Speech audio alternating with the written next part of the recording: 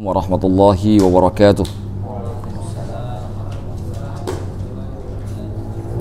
Alhamdulillahi wassalatu wassalamu ala rasulillah wa ala alihi wa ashabihi ajma'in. Asyhadu an la ilaha illallah wahdahu la syarika lah wa asyhadu anna Muhammadan abduhu wa rasuluh. Allahumma salli wa sallim wa barik ala Muhammadin wa ala alihi wa ashabihi ajma'in. Rabbi syrah li sadri wa yassir li amri wa hlul 'uqdatam min lisani yafqahu qawli, amma ba'. Teman-teman semuanya, alhamdulillah kita bertemu kembali. Kitab kita yang ada di tangan kita ini dengan izin Allah sudah sampai pada halaman 21. Kita masih tinggal 2 pertemuan lagi, insyaallah selesai. Malam ini kita akan bicara tentang hari akhir. Nanti terakhir kita akan bicara qada dan qadar. Rencananya kalau Allah izinkan, setelah kita membahas kitab ini, kita akan bicara firqah-firqah di dalam Islam, dalam akidah Islam. Kelompok-kelompok di dalam akidah Islam. Seperti misalkan Khawarij. Apa itu Khawarij? Syiah. Apa itu Syiah? Mu'tazilah, Jabariyah, Jahmiyah, Karamiyah, banyak sekali. Itu Batiniyah yang di Mesir ya, pada saat dinasti Fatimiyah, sebelum Salahuddin Al-Ayyubi kemudian berkuasa, mendirikan daulah Al-Ayyubiyah, menggantikan Syiah dengan Sunni. Saat itulah kemudian Al-Azhar menjadi tempat belajar orang ahlu sunnah wal jamaah, karena Al-Azhar itu pertama sekali dibangunnya bermazhab Sunni, dibangun oleh panglima perang Fatimiyah yang bernama Jauhar As-Saqili. Syiah ketika Salahuddin Al-Ayyubi membantu Mesir saat itu karena diserang oleh Romawi atas perintahnya Nuruddin Zanki. Nuruddin Zanki itu penguasa dari kerajaan Aleppo di Suriah. Aleppo yang sekarang hancur berantakan itu dulu punya sebuah dinasti yang hebat, dipimpin oleh orang Kurdi, bukan orang Arab, orang Kurdi, namanya Nuruddin Zanki. Salah seorang panglima perangnya Salahuddin Al-Ayyubi, itu bukan orang Arab, orang Kurdi. Kemudian dikirim ke Mesir, jadi panglima di Mesir, membantu Fatimiyah yang Syiah. Tujuan membantunya sebenarnya untuk melawan Romawi. Karena lemahnya Fatimiyah, akhirnya Salahuddin Al-Ayyubi mendirikan Ayyubiyah. Tapi masih tak tunduk kepada Nuruddin Zanki, sampai Nuruddin Zanki kemudian meninggal dunia. Baru kemudian Ayyubiyah berdiri sendiri saat itu. Nuruddin Zanki sendiri itu pernah membuat sebuah singgasana, mimbar, sebuah mimbar yang oleh Nuruddin Zanki dinazarkan dia akan hancurkan orang-orang Romawi untuk mengambil alih Baitul Maqdis, Palestina kembali. Dia akan letakkan mimbar yang dia buat itu di Baitul Maqdis, tetapi ternyata tidak sampai terjadi karena Nuruddin Zanki duluan meninggal dunia, dan belakangan mimbar itu dipindahkan oleh Salahuddin Al-Ayyubi ketika beliau membebaskan Baitul Maqdis dari tangannya orang-orang salib yang terkenal dengan perang salib masa itu ya. Wallahu a'lam bishawab. Insyaallah kita akan coba belajar nanti sedikit demi sedikit setelah ini, kira-kira kelompok-kelompok ini seperti apa pemahamannya, supaya kita juga tahu. Kita ini menyebut diri kita ahlu sunnah wal jamaah, tapi tanpa kita sadari terkadang ada pemahaman-pemahaman dari kelompok lain yang justru kita amalkan. Nah, jadi penting kita pelajari. Baik, sebelum sampai ke sana, karena masih ada 2 pertemuan lagi di sana, masih ada sebulan depan ya insyaallah. Jadi kita sekarang fokus pada halaman 21 tentang masalah hari kiamat. Bismillahirrahmanirrahim. Idza qila laka, apabila dikatakan kepadamu, wa kaifa tu'minu bil yaumil akhir, bagaimana caranya engkau beriman kepada hari akhir. Jadi kalau ada orang tanya ke kita, kalian ini orang Islam katanya ada hari setelah kematian, hari itu ada awal tapi tak ada akhir, kalian sebut itu dengan hari kiamat. Sebenarnya bagaimana kalian beriman kepada hari kiamat? Maka jika ada yang bertanya begitu, kita jawab, fal jawabu, maka jawabannya adalah innallaha ta'ala, sesungguhnya Allah ta'ala, yumitul khalaiqa kullahum, mematikan seluruh makhluk semuanya. Semua dimatikan oleh Allah. Illa man kana fil jannati wan nar, kecuali yang di dalam surga dan neraka saja. Nah, itu yang hidup. Nah, di sini sebenarnya kalau kita lihat Abu Laits As-Samarqandi mengambil pendapat bahwa malaikat yang ada di surga, di neraka, dan makhluk Allah yang di surga dan neraka itu tidak mati ketika nanti akhir zaman. Bidadari hidup masih, nggak mati. Di dalam surga itu juga ada syubbanun mukhalladun, pelayan-pelayan yang ganteng muda-muda yang melayani semua penduduk surga nantinya. Anda mau butuh selimut dari sutra, butuh tempat minum dari emas, mereka hidangkan, mereka bantu. Itu syubbanun mukhalladun, itu juga tidak meninggal. Kalimatnya ada di dalam Al-Quran. Syubban itu artinya pemuda-pemuda, mukhalladun artinya kekal abadi. Itu sebabnya kenapa Abu Les Samarkandi mengatakan tidak meninggal di dalam surga, termasuk malaikat Malik dan malaikat Ridwan. Karena malaikat Ridwan menjaga surga, malaikat Malik jaga neraka. Ini salah satu pendapat. Salah satu pendapat. Ada juga pendapat yang masyhur semua meninggal, kecuali Allah saja yang hidup. Hanya Allah saja yang hidup. Pendapat ini merujuk kepada surah Ar-Rahman.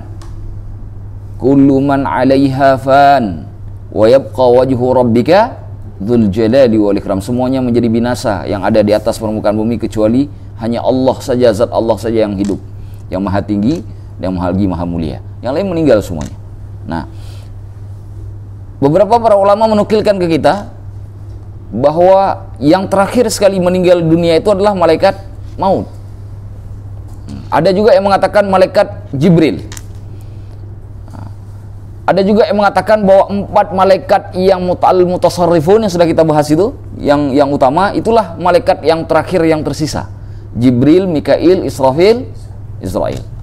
Lalu Israel Allah meminta Israfil mencabut nyawanya Mikail. Cabut nyawa Mikail. Meninggal Mikail. Dicabut oleh malaikat Israfil. Lalu malaikat Israfil mencabut nyawa malaikat Israel. Israel mencabut nyawa malaikat Israfil. Tinggal Israel sama Jibril. Ini dalam satu riwayat. Nah, Israel kemudian dicabut nyawanya oleh Allah. Tinggallah malaikat Jibril. Nah, Jibril itu ketika tinggal terakhir sekali itu dalam kondisi ketakutan sekali. Karena nggak ada lagi makhluk satupun di atas permukaan bumi ini, di langit dan di bumi. Semua udah meninggal. Tinggal Jibril satu orang. Saat itulah Allah kemudian mencabut malaikat Jibril, dan malaikat Jibril itu dalam riwayat disebutkan itu dalam posisi yang rasa takutnya luar biasa. Kalau kita lihat pada meninggalnya masa Rasulullah SAW, Jibril sempat nggak datang tuh, tidak mau bertemu Nabi ketika Nabi mau didatangi oleh malaikat maut, karena saking tidak sanggup melihat Nabi dicabut nyawanya oleh malaikat maut. Jibril tidak mau datang sampai ditanya oleh Rasulullah, "Aina Jibril?" Nah, dalam riwayat dikatakan, "Aina Habibi Jibril?" Di mana kekasihku Jibril? Jibril baru datang kemudian ketika mendengar pertanyaan Rasulullah SAW. Jibril mengatakan, mengaku kepada Rasulullah tidak sanggup berdiri di depan Rasulullah melihat Rasulullah dicabut nyawanya oleh malaikat maut. Itu juga sebabnya kenapa malaikat Jibril mengerti betul bahwa cabut nyawa itu tidaklah gampang, sakit betul. Malaikat pun juga ikut merasakan. Makanya ketika malaikat Jibril mau dicabut nyawanya oleh Allah terakhir sekali, malaikat Jibril ketakutan. Hal yang sama yang dialami oleh malaikat Jibril ketika menyaksikan baginda Nabi ketakutan. Dicabut nyawanya, beliau juga dalam kondisi ketakutan. Karena beliau tahu sakit dan beliau tidak suka melihat orang yang beliau cintai merasakan kesakitan itu. Dalam riwayat disebutkan bahwa Nabi ketika nyawanya dicabut oleh Allah, oleh malaikat maut itu, begitu sampai di perut Rasulullah kemudian bicara betapa sakitnya cabut nyawa ketika kita mengalami sakaratul maut. Itu sebabnya di akhir-akhir hidup beliau ada satu doa yang beliau sering baca, Allahumma hawwin alayya fi sakaratil maut. Ya Allah, ringankanlah untukku proses sakaratul maut ini, karena memang sakit sekali. Kalau sekiranya orang yang sakaratul maut itu bisa bercerita kepada kita betapa sakitnya proses pencabutan nyawa, mungkin hari ini nggak ada lagi orang yang kerja. Semua pindah ke masjid kerjanya. Karena saking sakitnya. Kalau semua bisa cerita, tapi kalau bisa cerita mereka yang merasakan sakit ketika sakaratul maut, tidak ada lagi ujian. Ya kita udah tahu kan, berarti nggak ada lagi ujian. Ujian itu adalah ketika kita tidak merasakan, tidak mengetahui bagaimana rasa sakit, kita harus yakin bahwa itu sakit. Itu namanya ujian. Nah, maka pilihan orang-orang yang walaupun tidak tahu bagaimana sakitnya, hanya membaca redaksi dari riwayat-riwayat Nabi, kemudian meyakini betapa sakitnya sakaratul maut, lalu dia menjadi takut. Takutnya itu kemudian menyebabkan dia lebih bagus ibadahnya, lebih bagus belajarnya, lebih bagus nuntut ilmu agamanya, dan seterusnya dan seterusnya. Sebaliknya, orang yang merasa sepele, dia tidak, biasa saja. Kita katakan sakit, biasa saja bagi dia, tidak berbekas di hatinya. Dia memandang atau mendengar cerita-cerita itu seperti cerita-cerita komik biasa saja. Yang, ini kan cerita yang gak akan mungkin terjadi ke saya. Biasa saja. Ataupun kalaupun dia yakini, tetapi keyakinan itu tidak mantap berdiam di hatinya. Sehingga dalam praktek sehari-hari, dia sering sekali lupa dengan cerita-cerita seperti itu. Nah, ini kejadiannya. Itu hal-hal yang terjadi pada umat Nabi Muhammad saat ini. Dan sebenarnya dari dulu sudah model-model seperti ini sudah ada. Nah, itulah sebabnya kemudian ketika Allah mengatakan dalam surah Al-Mulk, kan kita sering baca surah Al-Mulk ya, ayat yang kedua, alladzi khalaqal mauta wal hayata liyabluwakum ayyukum ahsanu amala. Dialah Allah yang menciptakan hidup dan mati. Khalaqal mauta wal haya, menciptakan mati dan hidup, bukan hidup dulu, mati dulu. Menciptakan mati dan hidup, itu redaksi Al-Muluknya begitu, mati dulu bukan hidup dulu. Menciptakan mati dan hidup karena Allah ingin menguji siapakah di antara kalian yang paling bagus amalannya. Kita tanya sekarang, kenapa Allah mengatakan mati dulu daripada hidup? Padahal setahu kita hidup itu mati itu setelah hidup. Tidak mungkin ada kematian kalau nggak ada kehidupan. Itu pemahaman kita, itu pemahaman filosofis. Secara agama tidak, mati dulu. Mana dalilnya? Coba buka surah Al-Baqarah. Buka surah Al-Baqarah teman-teman semuanya. Itu ayat 21, 22, 23, 24, 25, 26, 27, 28. 28, coba buka surah Al-Baqarah ya 28. Ada yang datang? Enggak.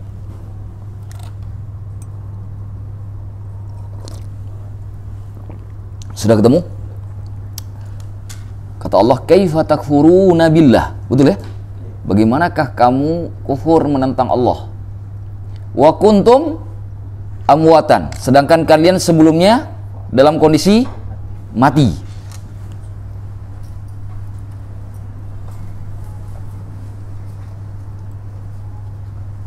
Kalian sebelumnya dalam kondisi mati. Tsumma yuhyikum, kemudian Allah menghidupkan kalian. Tsumma yumitukum, kemudian Allah mematikan kalian. Tsumma yuhyikum, kemudian Allah menghidupkan lagi kalian. Tsumma ilaihi turja'un. Coba perhatikan ayatnya. Mati, hidup, mati, hidup. Jadi dalam perspektif agama, inilah alur kehidupan manusia. 2 kali mati, 2 kali hidup. 2 kali mati, 2 kali hidup. Ya. Jadi sekarang kita tanya, duluan hidup atau duluan mati? Jadi perspektif Al-Quran yang mengatakan hidup itu sesudah kematian, berbeda dengan pemahaman kita yang mengatakan kematian itu sesudah kehidupan. Kenapa begitu? Karena kata mati itu sesuatu yang sudah tidak ada. Bukankah sebelum Allah menciptakan kita tidak ada? Betul kah? Itulah hakikat kematian. Maka disebut mati. Maka di dalam perspektif Al-Quran, manusia, makhluk hidup, itu mati dulu. Baru hidup, kemudian mati lagi, baru hidup. Cuma yang luar biasa, antara mati pertama dengan mati kedua, itu sifatnya berbeda. Antara hidup yang pertama dengan hidup yang kedua, sifatnya juga berbeda. Nggak sama. Ketika mati yang pertama, kita benar-benar tidak ada sama sekali. Ruh kita tidak ada, jasad nggak ada, semua nggak ada. 0, 100%. Itu di kematian yang pertama. Mati yang pertama, ruh dan jasad 0, ya. 0 itu artinya tidak ada sama sekali. Tetapi pada mati yang kedua, jasad kita binasa, tapi ruh kita masih hidup. Makanya orang yang masuk ke kubur ketika dimakamkan, dikuburkan, begitu orang yang mengantarkan jenazah sudah kembali ke rumahnya, langkah terakhir orang meninggalkan kuburan, mungkar nangkir langsung datang bertamu ke rumah kuburan kita. Marrabbuka, siapa Tuhanmu? Biasa tamu kan assalamualaikum kan? Ini enggak, datang-datang marrabbuka, Tuhan kamu siapa? Enggak bisa jawab pakai palu gada. Itu malaikat Munkar dan Nakir. Nah, malaikat Munkar dan Nakir tersebut ketika datang, posisi manusia, kalau diceritakan oleh Syekh Muhammad Nawawi Al-Bantani dalam syarahnya dalam kitab Qatrul Ghaith ini, ruh manusia itu dipisahkan dari badannya. Lalu oleh Allah, dengan kekuasaan yang Allah miliki, diberilah hubungan antara ruh yang sudah terpisah dengan jasad. Diberi sebuah hubungan. Setiap kali jasad ini disiksa, ruh merasakan sakitnya. Saya ulangi.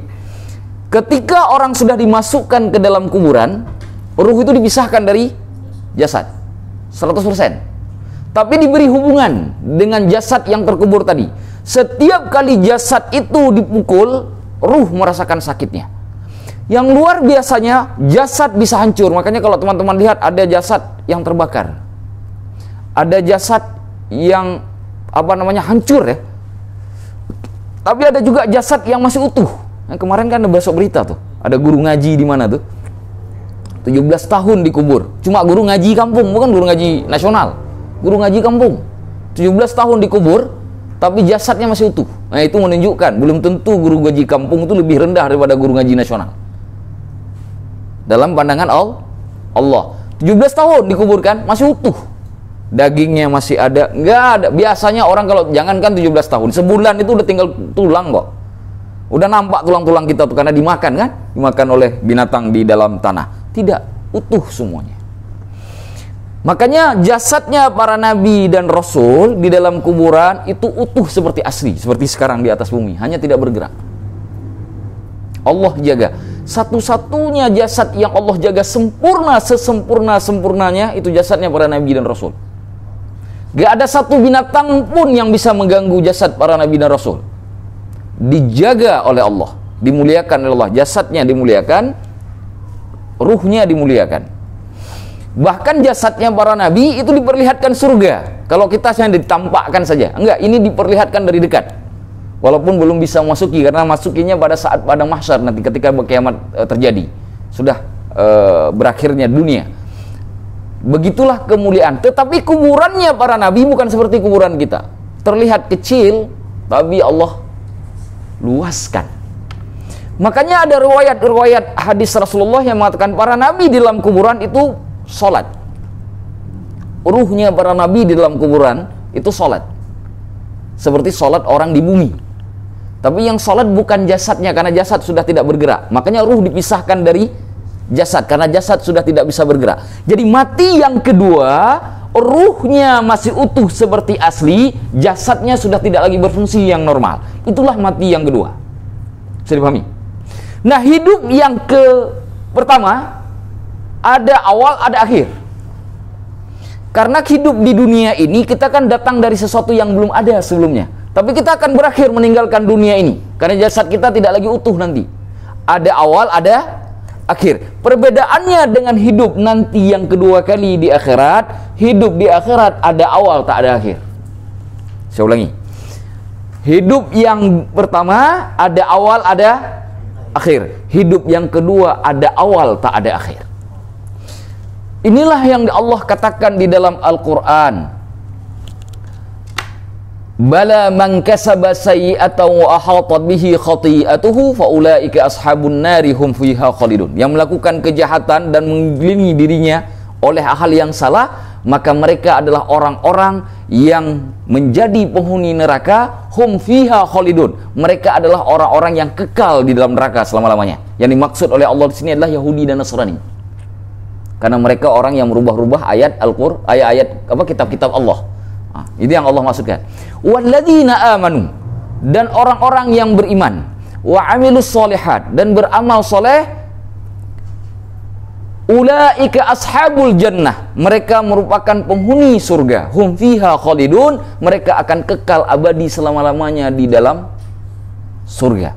Makanya redaksi yang kita baca di dalam kitab ini ketika dikatakan sesungguhnya Allah mematikan makhluk semuanya illa man kana fil jannati wan nar. Tidaklah orang yang dalam surga dan mati di dalam neraka itu mati. Karena orang dalam surga dan neraka hidupnya abadi. Maka oleh para ulama dikatakan itu terjadi bukan hanya pada saat kiamat, pada saat nanti hari kiamat, bahkan di saat hancurnya dunia, penduduk surga dan neraka telah abadi. Bisa dipahami? Bisa dipahami? Itulah pendapat Abu Laits As-Samarqandi yang mengatakan bahwa tidak ada satupun makhluk Allah di surga dan di neraka itu meninggal dunia, termasuk bidadari, termasuk syubbanun mukhalladun, termasuk malaikat-malaikatnya. Tidak ada satupun, termasuk juga kalajengking, ular yang ada di neraka itu disiapkan buat menyiksa makhluk Allah yang itu. Nggak ada satupun yang mati. Mereka sudah ada saat ini menunggu siapapun yang masuk ke sana, dan mereka akan selamanya ada, tidak akan pernah mati lagi sejak Allah ciptakan, dan menunggu siapa yang datang nanti pada hari kiamat masuki neraka disambut oleh mereka. Sudah ada. Makanya dalam beberapa redaksi disebutkan bahwa ada beberapa makhluk Allah yang tidak meninggal dunia di dalam pada saat terakhir ya.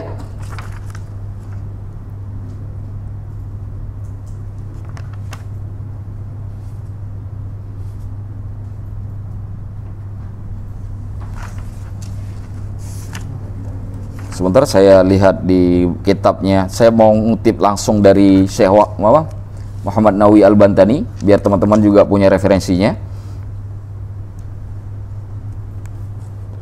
Di sini ada 7. Cuma saya lupa nih di mana letak tulisannya.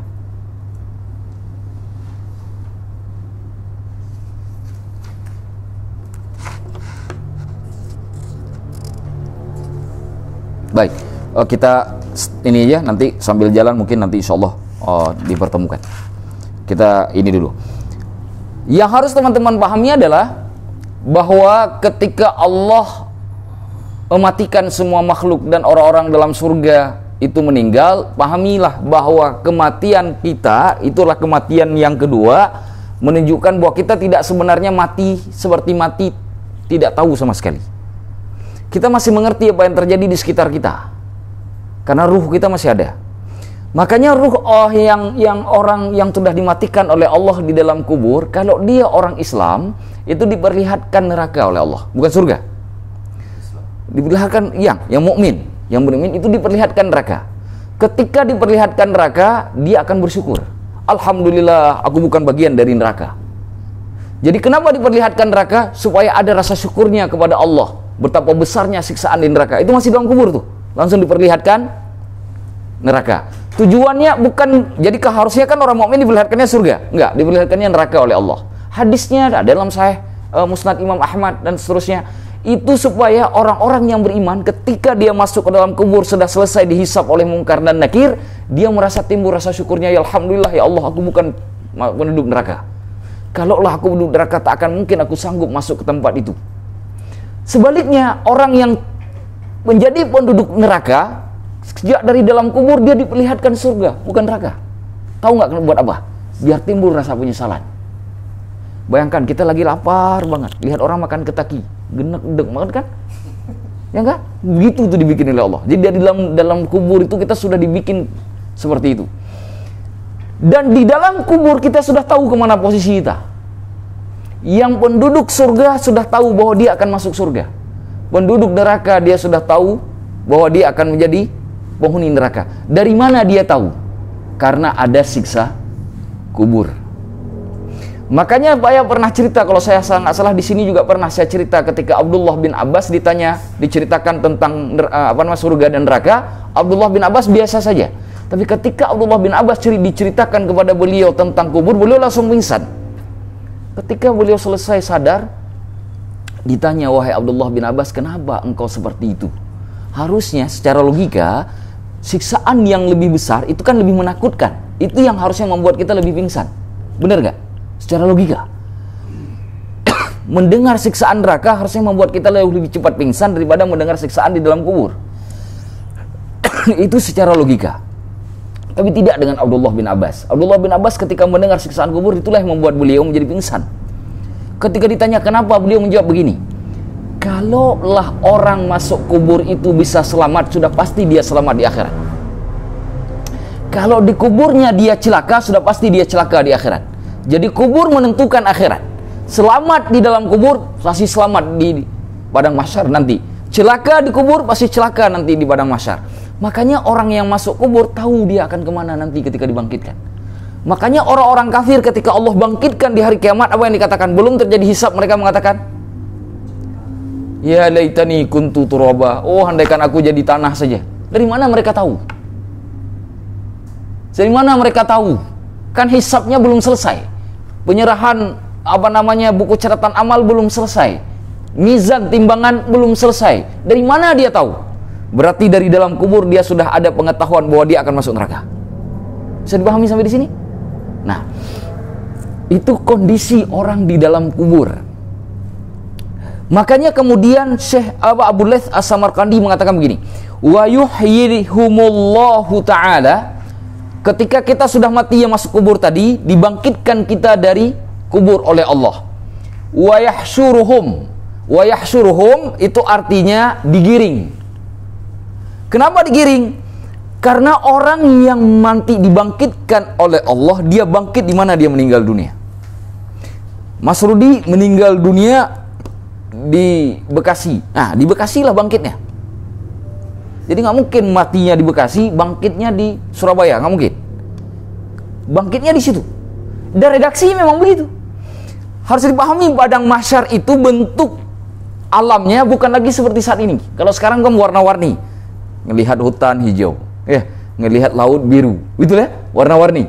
Nanti enggak, semua satu warna. Warnanya itu putih, seperti putih telur. Hadis Imam Muslim.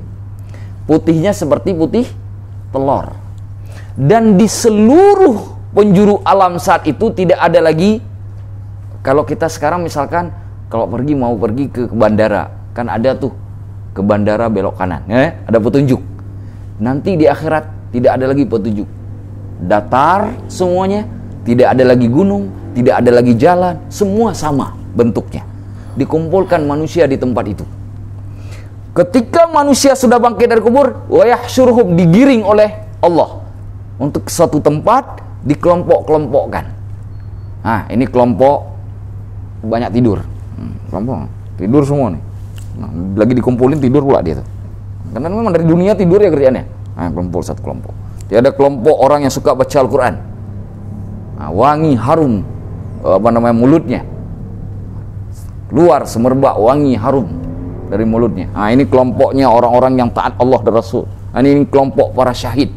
Dia bangkit dengan darah di tubuhnya, tapi darahnya bau kasturi. Dia bangkit dari kubur, masih ada darah di tubuhnya. Darah yang dia dapatkan di dunia dulu ketika dia ditebas dengan pedang musuh. Nah, masih ada darah-darahnya. Tapi darahnya tidak lagi bau amis, tapi bau kasturi. Kenapa begitu? Allah yang mempersaksikan kepada semua makhluknya. Itu hari persaksian kan? Hari persaksian hari itu. Ada lagi orang yang dibangkitkan oleh Allah Subhanahu wa taala itu dalam kondisi tertunduk malu.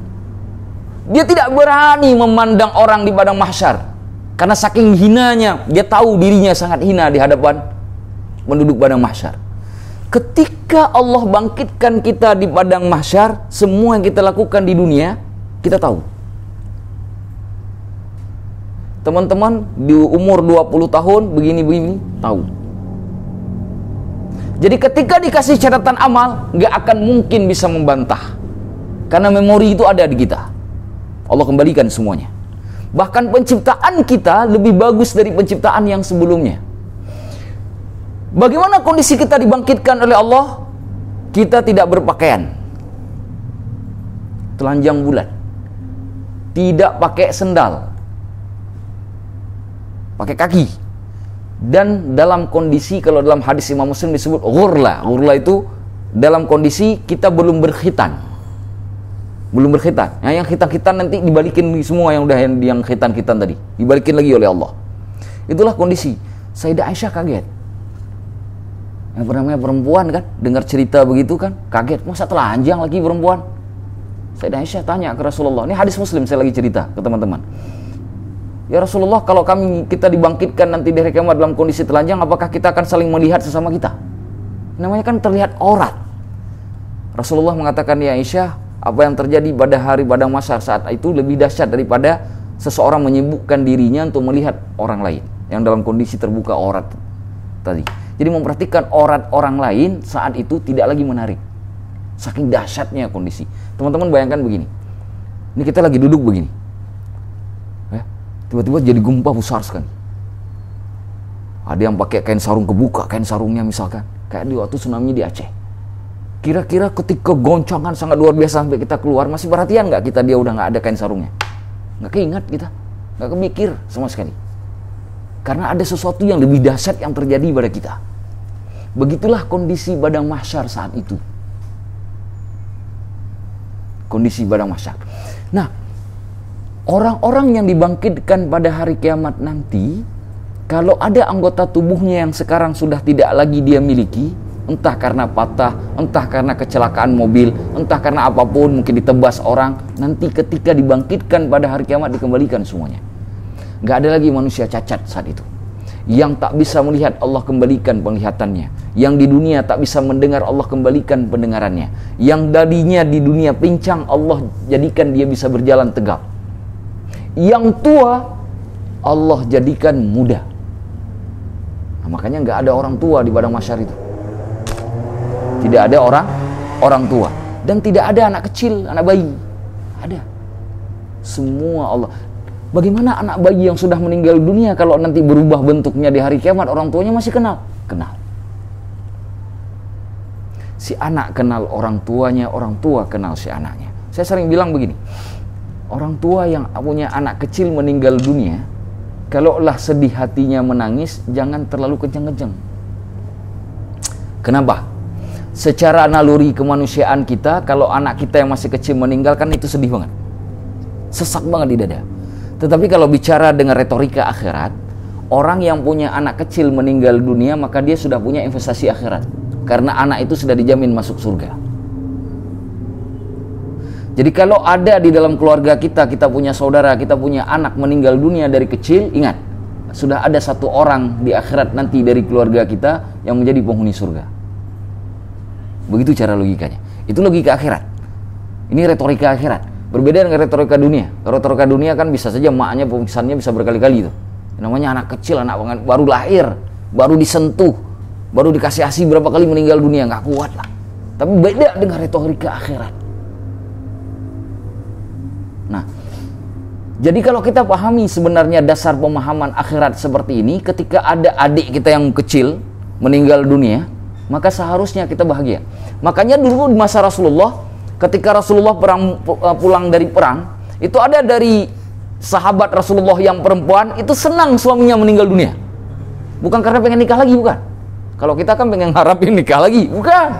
Kenapa? Karena sudah disambut oleh para bidadari. Karena mati di jalan Allah. Istri di rumah senang suaminya mati di medan perang. Ini kalau bahkan terjadi di perang Uhud, ada satu sahabat pulang dari perang Uhud, yang lain udah meninggal dunia, dia masih hidup, dimarahin sama istrinya. Kenapa kamu masih hidup?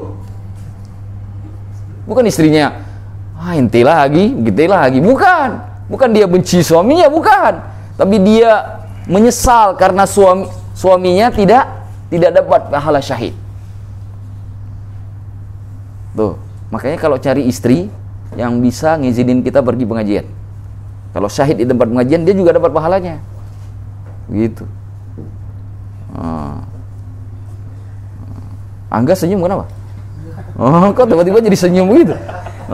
Enggak, senyumannya dalam pandangan mata saya ada tanda serunya itu. Makanya langsung saya tanya, ada apa sih?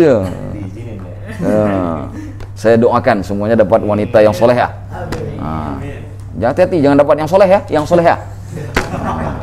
Hati-hati, ini zaman edan nih sekarang. Yang solehah semuanya dapat.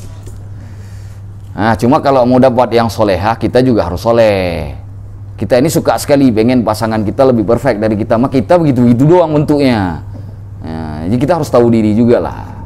Ya, kalau kita orangnya tak cakep-cakep amat, jangan cari artis, kan begitu. Jadi tahu diri lah kita.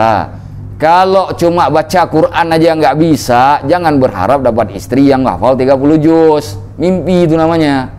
Jadi kalau mau dapat yang lebih baik, kita juga harus pantaskan diri menjadi lebih baik. Ustaz, saya pengen pokoknya dapat ustazah. Oke? Nggak ada masalah. Tapi sekarang pertanyaannya, biar doamu kesampaian, cita-citamu kesampaian, bagaimana caranya? Kalau cuma ngeharapin mah semua orang bisa berharap.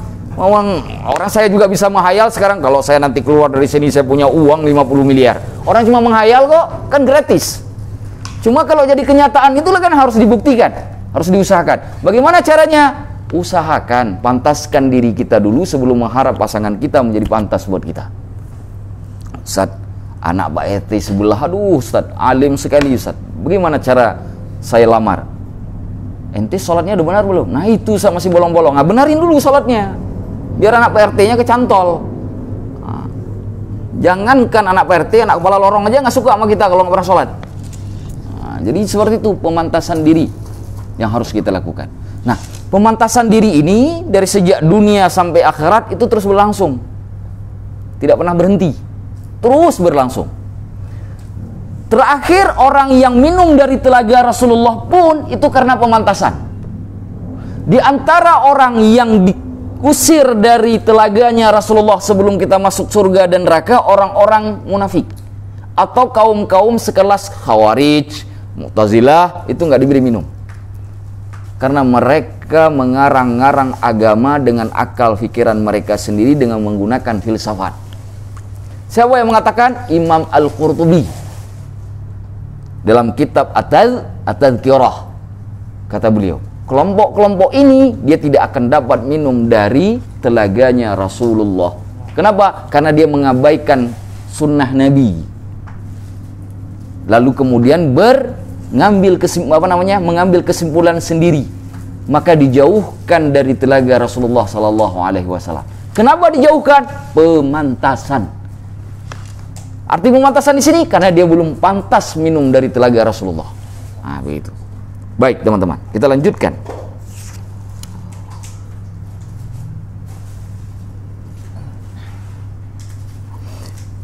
Wa yuhasibuhum. Lalu Allah setelah menggiring para makhluk melakukan hisab. Hisab itu diadili. Cuma pengadilan di akhirat nanti yang bertindak sebagai hakim agungnya bukan lagi dari kalangan makhluk. Kalau sekarang kan makhluk semua. Nanti Allah langsung yang akan memerintah, Allah langsung yang akan mengadili, Allah langsung yang akan mengambil kesimpulan. Para malaikat pun itu tidak berbicara apapun, diam saja. Malaikat aja diam saat itu. Hanya orang yang Allah izinkan yang boleh berbicara, hanya orang yang Allah biarkan dia bersaksi yang boleh berbicara di hadapan Allah saat itu. Para ulama berbeda pendapat. Apakah hisab itu dilakukan sekaligus atau satu persatu? Nah, saya dalam hal ini tidak berani mengatakan mana pendapat yang lebih kuat, karena saya belum menemukannya. Serahkan wallahu a'lamu bishawab. Tapi satu hal yang penting yang harus teman-teman pahami. Orang pertama nanti setelah dihisab kan kita dikasih apa namanya? Catatan amal. Orang baik dikasih catatan amal dari sebelah kanan, yang orang jahat dikasih catatan amalnya dari belakang punggung. Fa amma man utiya kitabahu yaminihi fa sawfa yuhasabu hisaban yasira, dan seterusnya. Baca nanti surah Al-Insyiqaq. Surah Al-Insyiqaq. Baca surah Al-Insyiqaq tentang masalah bagaimana Allah kemudian mengadili hamba-hambanya di akhirat. Orang pertama yang mendapat catatan amal dari sebelah kanan nanti di hari akhirat itu Umar bin Khattab.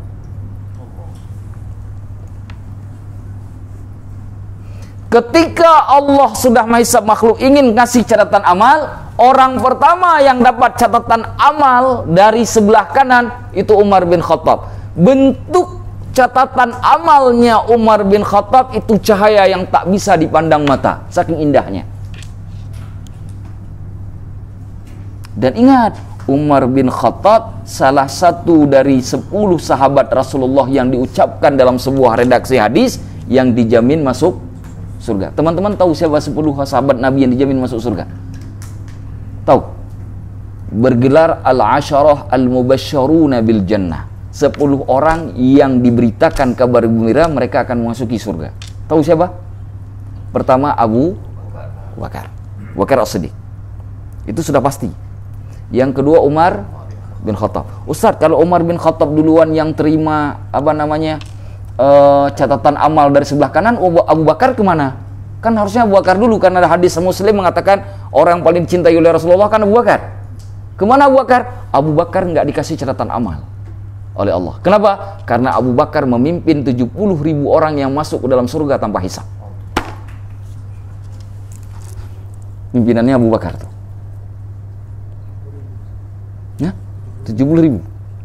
Saya bisa masuk nggak? Wallahu alam. Ada cerita dulu di Madinah, ketika Rasulullah cerita tentang ini, salah satu orang sahabat angkat tangan. Ya Rasulullah, doakan aku masuk ke dalam salah satu kelompok itu ya Rasulullah. Rasulullah mendoa tuh, angkat tangan mendoa kepada Allah. Lalu yang namanya doa Nabi kan, para sahabat kan minta semua, melihat Nabi mendoakan si salah seorang dari sahabat, yang lain bangun juga, ya Rasulullah tolong doakan aku juga. Kata Rasulullah, kuatannya udah diambil oleh si fulan. Enggak lagi Rasulullah, cuma satu Rasulullah doakan, kuatannya sudah diambil masih fulan. Jadi ini pilihan betul yang 70.000 ini. Pemimpinnya Abu Bakar As-Siddiq. Adapun Umar tidak masuk dari 70.000, tetapi Umar menjadi orang pertama yang mendapat catatan amal yang dihisab yang baik oleh Allah dan mengambil catatan amalnya dari sebelah kanan. Nah, udah. Satu tadi Abu Bakar, kedua Umar, ketiga Utsman. Keempat Ali bin Abi Thalib. Empat-empatnya merupakan khalifah Rasulullah sallallahu khulafaur rasyidin. Yang kelima Tolha. Ah, bukan Tolha yang itu. Tolha yang itu belum jelas. Tergantung Pak Arif. Amin. Semoga Tolha yang ini juga mengikuti Tolha bin Ubaidil. Semoga Tolha ini ngikutin Tolha bin Ubaidillah. Tolha bin Ubaidillah. Sudah berapa tadi? 5. Yang keenam Az-Zubair bin Al-Awwam, sepupu Rasulullah dari dari pihak perempuan. Ayah Rasulullah Abdullah punya saudara perempuan namanya Safiyah. Satu ayah lain ibu. Satu ayah lain ibu. Nah, Safiyah ini punya anak namanya Zubair bin Awam. Zubair bin Awam dengan Rasulullah itu sepupu, cuma dari perempuan, bukan dari laki dengan laki. Makanya kenapa Abdullah bin Abbas dengan Ali bin Abi Thalib lebih kuat ke Rasulullah, karena dua-duanya dari laki. Ada Sayyidina Abdullah bin Abbas dari Abbas bin Abdul Muttalib, Ali bin Abi Thalib dari Abu Thalib.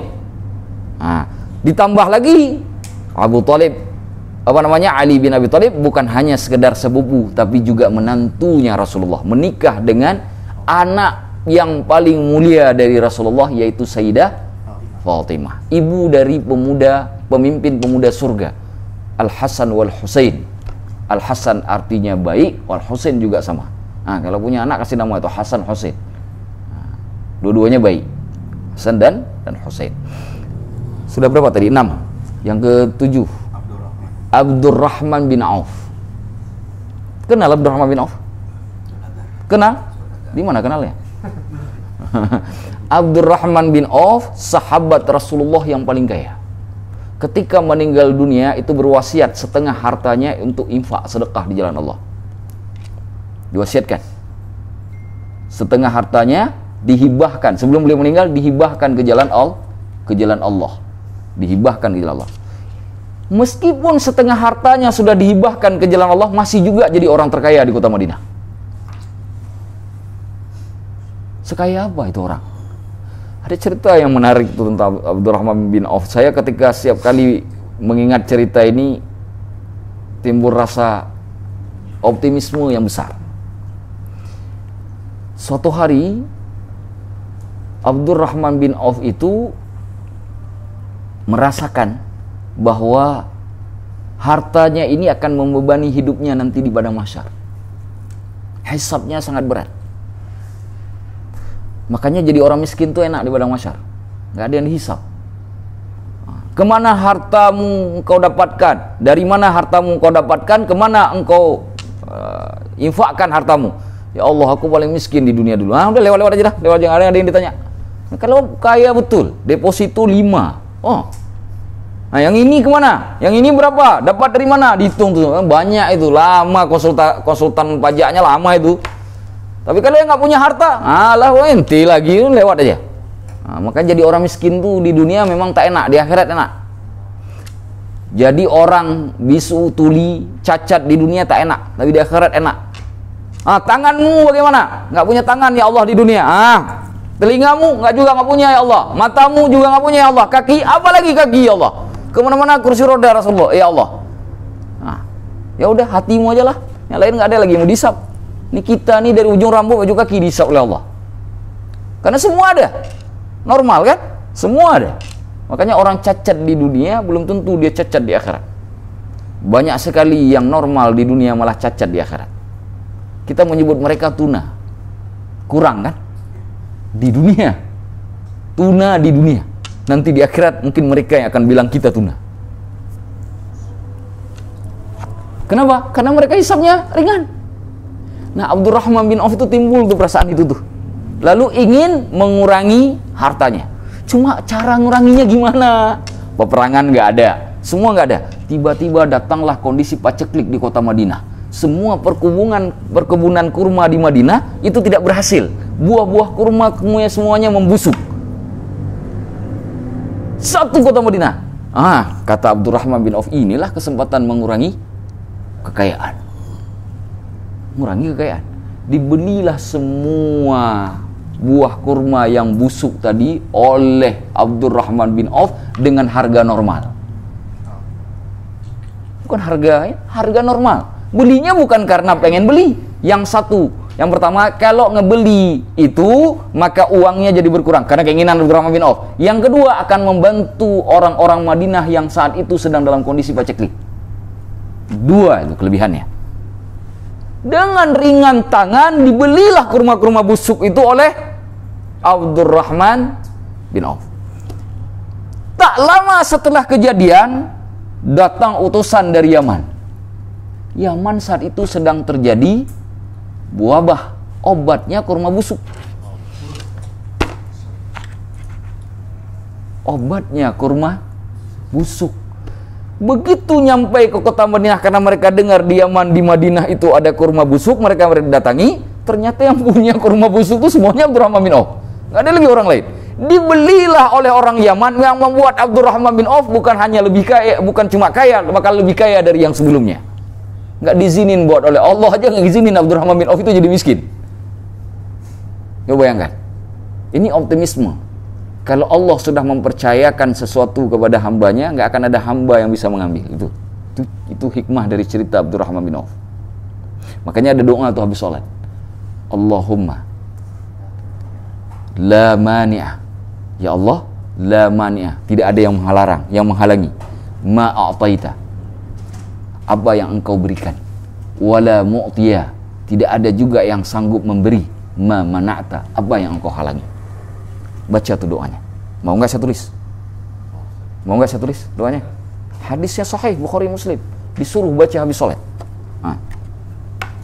Amalkan setiap sholat. Setiap habis sholat, amalkan. Ini doanya saya tulis.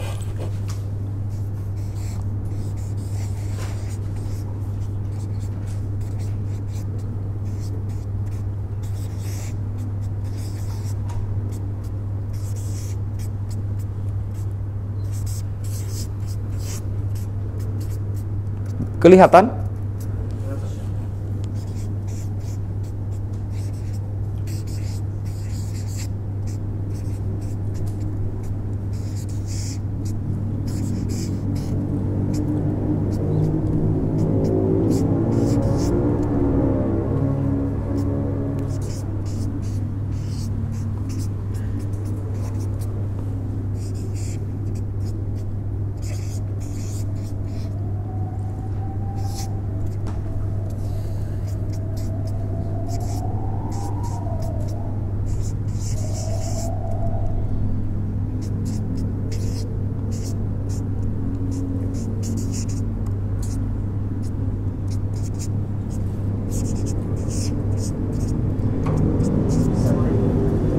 Waalaikumsalam warahmatullahi.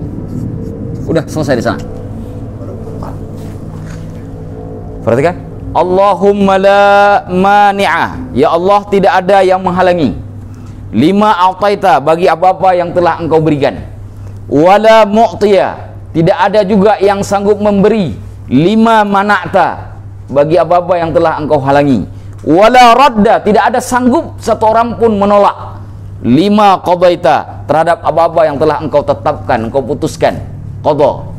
Wala yanfa'u dzal jaddi minkal jadd, tidak adalah manfaat kemuliaan, karena sesungguhnya kemuliaan itu berasal dari engkau. Tuh maksud ayat doanya. Itu iqrar, pengakuan kita setelah setiap kali habis salat. Karena di awal salat kita angkat tangan tuh kan, Allahu Akbar, Allah Maha Besar. Habis salat kita bikin iqrar lagi. Ya Allah, ketika tadi di awal aku katakan engkau Maha Besar ya Allah, sesungguhnya aku meyakini bahwa tidak akan ada yang sanggup memberi kalau engkau menghalangi, dan tidak ada juga satupun orang ataupun satupun makhluk yang sanggup menghalangi kalau engkau sudah memberi. Maka jangan takut nggak dapat rezeki. Hasan Basri itu setiap kali keluar rumah mengatakan, setiap aku pulang ke rumah, aku pun berangkat keluar rumah, aku nggak pernah gelisah, karena aku tahu rezekiku nggak akan bertukar. Nggak mungkin rezekiku itu pindah ke rumah orang lain, nggak mungkin. Maka jangan khawatir urusan rezeki, nggak akan bertukar. Rezeki itu nggak akan bertukar. Setiap kita ini nggak akan meninggal kalau rezekinya belum sempurna. Tapi kalau rezekinya sempurna, baru beli misalkan Ferrari, belum sempat naik, udah sempurna, meninggal tuh, ya meninggal aja. Tapi saya belum naik, gimana lagi udah sempurna rezekinya. Tapi kalau belum sempurna rezekinya, engkau mana-mana jalan kaki, nggak akan meninggal juga. Kenapa? Karena belum sempurna rezekinya Allah kasih. Makanya ada orang begitu sempurna dikasih rezekinya, dia di dalam mobil, kebalik mobilnya, meninggal. Kenapa harus begitu? Karena nggak boleh dia jalan lebih dari itu, nanti rezekinya bertambah karena catatannya sudah lengkap, sudah sempurna, betul? Sudah begitu, sudah dicatat dari zaman azali, segini rezekinya, segini hidupnya, maka nggak boleh bertambah. Ada orang sempurna rezekinya lagi dalam pesawat, jatuh pesawatnya. Coba tuh, kan ada yang jatuh pesawat, tapi nggak meninggal dunia. Ada malah yang ketinggalan pesawat, hidup. Aduh ya Allah, ketinggalan pesawat terbang. Kejadian kan di Indonesia. Kalau nggak salah itu yang di mana tuh, yang di Kepulauan Seribu ya, yang pesawat yang jatuh di Kepulauan Seribu itu ada penumpang yang ketinggalan pesawat, satu orang kalau nggak salah. Itu itu malah bersyukur sekali. Kenapa? Karena pesawat itu jatuh, tidak ada satupun penumpang yang selamat, cuma beliau yang selamat itu yang tinggal. Kenapa Allah bikin setinggal? Karena memang belum sempurna rezekinya Allah kasih. Maka jangan khawatir, jangan khawatir. Tapi jangan gara-gara ngomong begini terus pulang ke rumah tidur. Kan rezeki nggak ketukar, Ustaz, kata Ustaz. Iya, rezeki nggak ketukar, tapi juga nggak datang rezeki kalau ente nggak jemput. Rezekimu nggak datang kepadamu kalau nggak dijemput. Harus dijemput juga rezeki. Walaupun nggak dikasih ke orang lain, tapi juga nggak akan datang ke kita kalau rezeki itu tidak kita jemput. Bisa dipahami? Nah, baik, ini silakan dicatat, diamalkan. Nah, orang yang pertama sekali mengambil buku catatan dengan tangan kiri. Kalau tadi yang mengambil buku catatan dengan tangan kanan, itu adalah Umar bin Khattab. Kalau orang yang pertama sekali mengambil catatan dengan tangan kiri, itu adalah saudaranya Abu Salamah, namanya Al-Aswad bin Abdil Aswad. Al-Aswad bin Abdil Asad, maaf, Al-Aswad bin Abdil Asad. Al-Aswad bin Abdil Asad ini saudaranya Abu Salamah. Siapa Abu Salamah? Abu Salamah ini termasuk dari orang yang pertama sekali masuk Islam di kota Mekah, bersama dengan Ummu Salamah, istrinya. Berangkat ke kota Madinah, dihalang-halangi oleh orang-orang Quraisy Mekah, dipisahkan suami dan istri serta anaknya. Kalau nggak saya salah, ada yang mengatakan setahun, ada yang mengatakan 2 tahun tuh nggak ketemu istri, nggak ketemu anak. Sampai Ummu Salamah itu sampai dalam kondisi stres, jauh dari suami, jauh dari istri. Istri di Mekah, suami sudah pergi ke Madinah, dipisahkan oleh orang Quraisy. Sampai kemudian dilepaskan, pergi Ummu Salamah ke kota Madinah. Meninggal dunia nih Abu Salamah ini. Ummu Salamah inilah yang kemudian dinikahi oleh Rasulullah SAW dan jadi Ummul Mukminin. Ummu Salamah ini namanya Hindun binti Abi Umayyah. Pernah dengar istri Nabi namanya Hindun? Nah, inilah iparnya dari Al-Aswad bin Abdil Asad ini. Orang yang pertama sekali menerima buku catatan amal dengan tangan kiri. Disebutkan oleh Syekh Nawawi Al-Bantani, kenapa mereka menerimanya pakai tangan kiri? Apa sebabnya? Karena tangannya yang kanan itu dibelit ke lehernya. dibelit ke leher supaya dia tidak bisa menerima catatan amal dengan tangan kanan. Karena orang pasti akan berusaha untuk menerimanya, supaya tidak bisa melakukannya, Allah belit ke lehernya. Lalu tangan kanan kirinya saja yang bisa aktif bergerak. Berbeda dengan orang muslim, Allah beri kebebasan tangan kanannya, sehingga bisa mengambil catatan amal dengan tangan kanan. Jadi macam-macam kejadian nanti di sana, sesuai dengan amalan masing-masing. Ada orang yang dikasih kendaraan, ada orang yang dipayungi dari panasnya terik matahari, ada orang yang keringatnya persis seperti orang mandi di kamar mandi, bahkan melebihi dari itu keringatnya. Macam-macam kejadian kondisinya, macam-macam sekali di padang mahsyar itu. Itu sebabnya kemudian para ulama ketika setiap menulis masalah yang berhubungan dengan hari kiamat, banyak buku yang ditulis secara terpisah, tidak digabung dengan bagian buku yang ditulis secara terpisah. Kenapa? Karena penceritanya lebih menggetarkan hati bagi orang yang beriman. Kalau yang bagi beriman, apa yang mau digetarkan? Baca surat Al-Anfal itu. Baca surat Al-Anfal. Apa kata Allah dalam Al-Anfal? Tanda orang-orang yang beriman, tanda cinta orang beriman, ya. Jadi kalau mau tahu Ustaz apa rukun cinta, baca surat Al-Anfal. Ada rukun cintanya dalam Al-Qur'an. Wa idza tuliyat alaihi, idza dzukirallahu wajidat qulubuhum. Kalau nama Allah disebut, hatinya bergetar.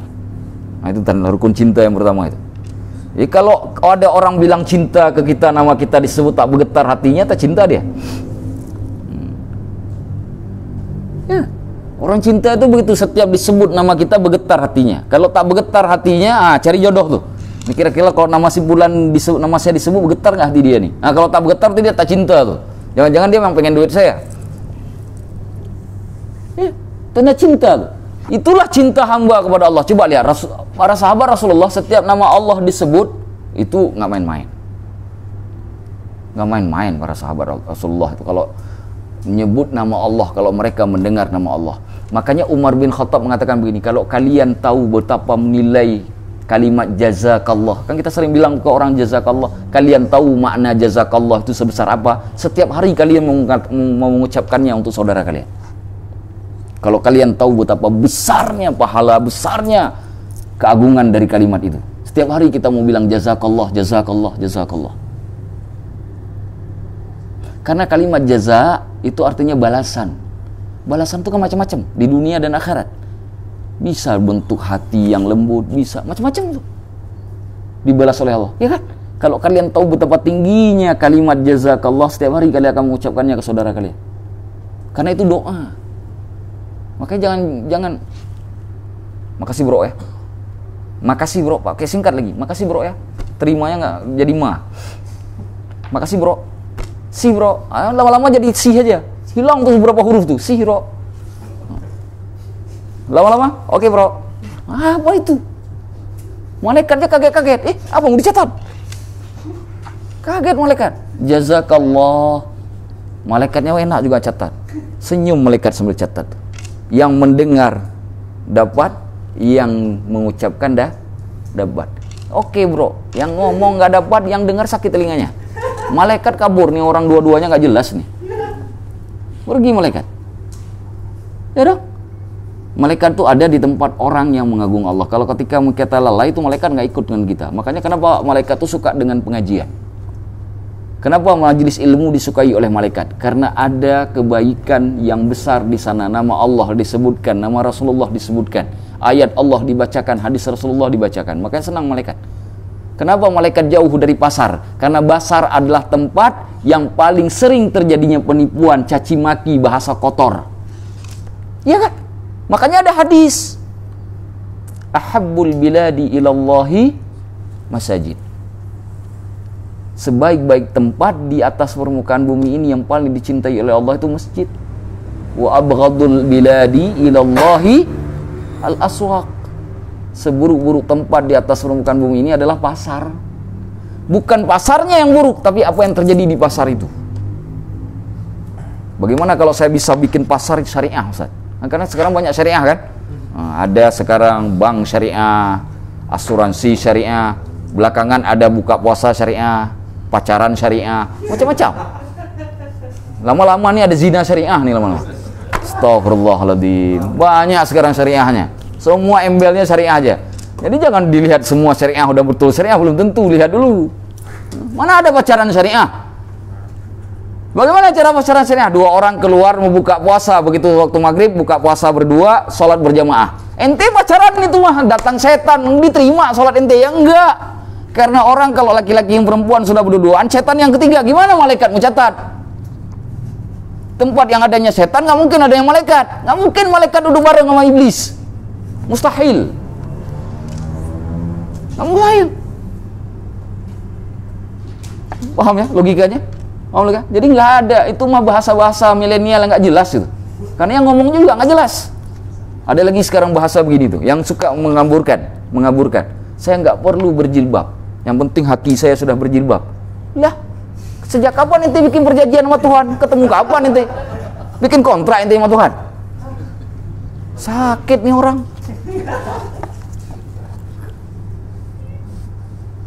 Boleh dong kalau bisa ngomong begitu. Oke. Kita nggak usah tanggung-tanggung dah. Saya nggak sholat, yang penting saya ingat Allah terus dalam hati. Bisa? Tetap aja transit mah di neraka. Karena perintah Allah itu, Allah minta dua, zahir dan batin. Zahirnya hati dijilbabi, ya dijilbabi itu yang nggak macam-macam, nggak dendam, nggak ini segala macam. Arti zahir jilbabnya ya ditutup auratnya. Jadi jilbab dalam bentuk zahir wajib, yang dalam bentuk batin juga harus dilakukan. Jadi jangan dikapling-kapling. Ini agama bukan perumahan. Bisa dipahami maksud saya? Saya? Nah, jadi saya mengatakan ini supaya teman-teman itu tidak terpengaruh dengan bahasa-bahasa penyesatan begini. Ini bahasa penyesatan. Cuma kita kan karena kadang-kadang begini, bahasa-bahasa salah ini dibumbui. Ya. Kalau dibumbui kan jadi enak. Coba kalau cuma air putih doang. Kan hambar. Ini dikasih ketumbar, dikasih kunyit, dikasih garam, ya kan? Dikasih daging. Kan jadi enak makannya. Padahal tetap salah. Kenapa? Makannya Ramadan. Kan harus puasa juga. Kan nggak boleh makan. Ya tetap salah. Jadi kalaupun dibungkus dengan bungkusan dengan hiasan yang paling indah sekalipun, jangan salah pilih. Belum tentu yang terlihat indah pada hakikatnya indah, dan belum tentu yang terlihat jelek pada hakikatnya jelek. Kam min ma'rufin majhulun fis sama wa kam min majhulin fil ardi ma'rufun fis sama. Berapa banyak orang terkenal di bumi nggak dikenal di langit, tapi berapa banyak yang tak dikenal di bumi ternyata masyhur namanya di langit. Jadi jangan, saya Ustaz nggak ada yang kenal di Indonesia ini. Jangankan di Indonesia, di Bekasi ini aja saya tak ada yang kenal. Jangan sedih hati. Mungkin orang di dunia ini nggak kenal engkau, tapi para malaikat Allah setiap hari membicarakan dirimu, bergosip dengan namamu. Bukan bergosip yang jelek, bergosip dengan yang baik. Kalau nama kita sudah disebut oleh malaikat, maka malaikat selalu menghiasi ucapannya dengan doa. Beda sama kita. Kalau kita kan suka macam-macam tuh. Malaikat enggak, setiap menyebut nama hamba Allah selalu ada doa di dalamnya. Sekarang yang doain kita makhluk yang enggak pernah bikin dosa. Kira-kira nih, saya tanya, makbul enggak indallah? Di sisi Allah. Enggak pernah bikin dosa ini. Malaikat kan enggak ada dosanya. Manusia aja yang banyak dosa masih dimakbulin oleh Allah doanya. Apalagi malaikat. Makanya para sahabat Rasulullah, para ulama ingin sekali doanya itu bersamaan aminnya dengan aminnya malaikat. Menginginkan. Kenapa? Karena mereka makhluk Allah. Walaupun hakikatnya kita tidak tahu, tapi tetap punya harapan karena malaikat itu pada hakikatnya ada. Ini seperti itu teman-teman. Ya, Allahu a'lam bishawab. Baik, kita lanjutkan. Nah, ketika orang mendapatkan catatan amal ditulis di depan buku catatan amal itu. Ayat yang ada dalam surah Al-Isra. Saya lupa nomor ayatnya, nanti boleh dilihat. Ayatnya Iqra kitabak. Bacalah catatan amalmu. Kafa binafsikal yauma hasiba. Cukuplah pada hari ini engkau untuk akan dihisab. Itu ayatnya tuh. Kayaknya ada di sini. Surah saya HP-nya di sini soalnya. Surah Al-Isra. Coba nanti dicari. Surah Al-Isra setelah inna hadzal qur'ana, sekitar ayat belasan lah ke atas itu. Saya lupa ayat keberapa. Adanya di surah Bani Israel atau surah Al-Isra. Ditulis di awal itu. Nah, setelah itu orang yang menerima catatan amal langsung terlihat perilakunya berbeda. Kenapa terlihat perilaku berbeda? Karena wajahnya saat itu berbeda. Orang mukmin wajahnya langsung berseri-seri putih, berseri-seri, sedangkan orang kafir ketika menerima catatan amal wajahnya pun mengerucut hitam ketakutan. Ayatnya ada dalam juz keempat. Juz keempat surah Al-Imran. Buka juz keempat, satu lembar. Nah, satu lembar, lihat ayat ketiga di paling bawah. Ayat ketiga dari bawah. Yauma tabyaddu wujuhu wa taswaddu wujuh. Pada hari itu wajah-wajah ada yang putih berseri, ada juga pada hari itu wajah-wajah yang hitam ketakutan. Dibagi dua. Fa ammal ladzina swaddat wujuhuhum. Adapun orang-orang yang hitam wajahnya pada hari itu, dikatakan kepada mereka, akafartum ba'da imanikum. Bukankah kalian telah menjadi kafir setelah kalian beriman? Hati-hati itu yang bagi murtad itu. Hati-hati, jangan sampai ada yang murtad. Jaga iman. Hati-hati. Apakah kalian murtad setelah kalian beriman? Kalian kufur setelah kalian mengakui? Fadhuqul adzaba bima kuntum takfurun, kata Allah. Hari ini kau terima saja azab sebagaimana engkau dulu ingkar kepadaku. Hati-hati itu. Langsung di depan. Adapun orang-orang yang beriman, wa ammal ladzina biyaddat wujuhuhum. Adapun orang-orang yang putih berseri wajahnya pada hari itu, fa fi rahmatillahi khalidun. Mereka berada dalam rahmat Allah dan mereka kekal abadi selamanya dalam rahmat Allah. Pertanyaannya, apa rahmat Allah dalam ayat ini? Surga. Rahmat Allah ini maksud dalam ayat itu siapa? Apa? Surga. Nah, itulah yang terjadi teman-teman di saat kita berada di padang mahsyar ketika kita dihisab oleh Allah sampai dengan diberikan catatan amal. Abu Laits As-Samarqandi, Imam Abu Laits As-Samarqandi mengatakan, wa yahkumu bainahum bil adl. Allah akan menghukum mereka dengan cara yang adil. Yang tidak dapat keadilan di dunia, jangan khawatir, Allah akan kembalikan keadilan untukmu di dunia akhirat nanti. Yang ada dari hartamu diambil oleh orang secara paksa dan tidak dapat keadilan dunia, Allah akan kembalikan nanti di akhirat. Allah akan kembalikan nanti di akhirat. Semua akan Allah proses secara adil. Nggak ada yang berkurang sedikit pun, nggak ada yang lebih sedikit pun. Timbangannya tepat, pas. Kalau engkau pantas mendapat 500, Allah kasih 500. Nggak akan Allah kasih 501 atau 499. Sebutir pun tak berkurang. Pas Allah kasih. Adil betul. Kalau itu memang hakmu, Allah kasih. Kalau itu bukan hakmu, Allah cabut. Caranya bagaimana? Yang sudah didolimi di dunia, maka pendolimnya akan Allah kirim ke neraka, sedangkan bagian dari amal soleh dia akan diberikan kepadamu untuk menambah catatan amalmu. Bisa begitu, Ustaz? Bisa. Maka jangan takut didolimi di dunia. Jangan takut didolimi di dunia. Ada yang maha pengawas, Allah akan dibalikan semuanya nanti di akhirat. Jangan khawatir. Baik. Faman kana min ghairil malaikah, maka barang siapa yang bukan selain dari malaikat, wal jinni wal insi, dan jin dan manusia, fa innahum yatalasyaun, mereka semuanya akan mati.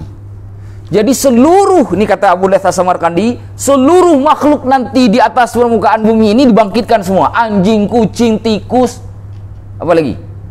Kecoa, dibangkitkan semua. Berapa ada banyak kecoa yang Allah ciptakan di dunia? Semua dibangkitkan. Tetapi setelah proses hisab, semua binatang ini mati kembali. Yang hidup siapa? Malaikat, jin, dan manusia. Kecuali beberapa binatang pilihan. Mana contoh binatang pilihan? Ontanya Nabi Soleh.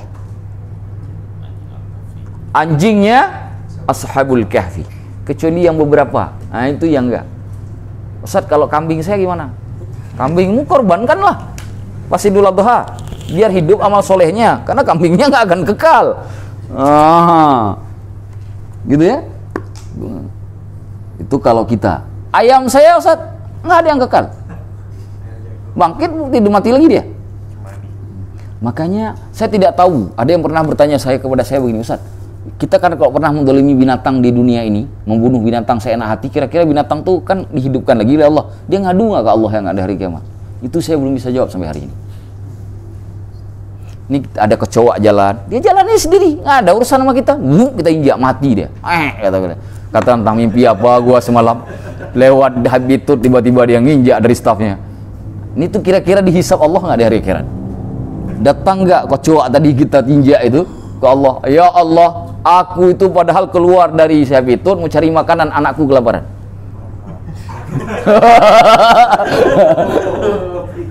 Kira-kira begitu tuh.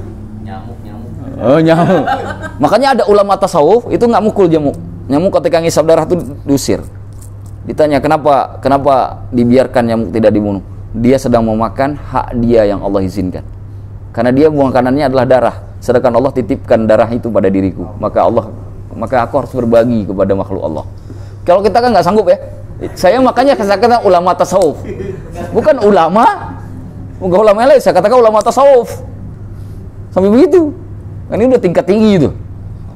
Udah tingkat tinggi itu. Sampai segitunya. Makhluk Allah ada lagi. Itu kalau tidur, boleh saya praktekkan ya. Ada sejadah sedikit. Itu kalau kita tidur, nih kita mau tidur nih teman-teman. Nggak apa-apa sih, sebentar aja. Kita mau tidur nih. Nggak apa-apa, atau nggak apa-apa, nggak usah di ini. Nggak usah. Nih kita mau tidur. Bentuk tidur kita arahnya misalkan kepala ke sana, kaki ke sana. Para ulama tasawuf itu nggak langsung tidur. Tahu nggak ngapain? Dia ambil kain, dipisahin sedikit tuh. Dia khawatir ada makhluk Allah yang kecil yang dia tak lihat dengan mata, nanti ketika dia tidur akan tertindih dengan tubuhnya. Dipindahin. Ketika dia yakin sudah bersih baru dia tidur. Mungkin ada semut. Semut itu baru aja bulan madu tadi malam. Tiba-tiba kepencet sama badan kita yang mau tidur. Gimana kan istrinya kan jadi janda itu.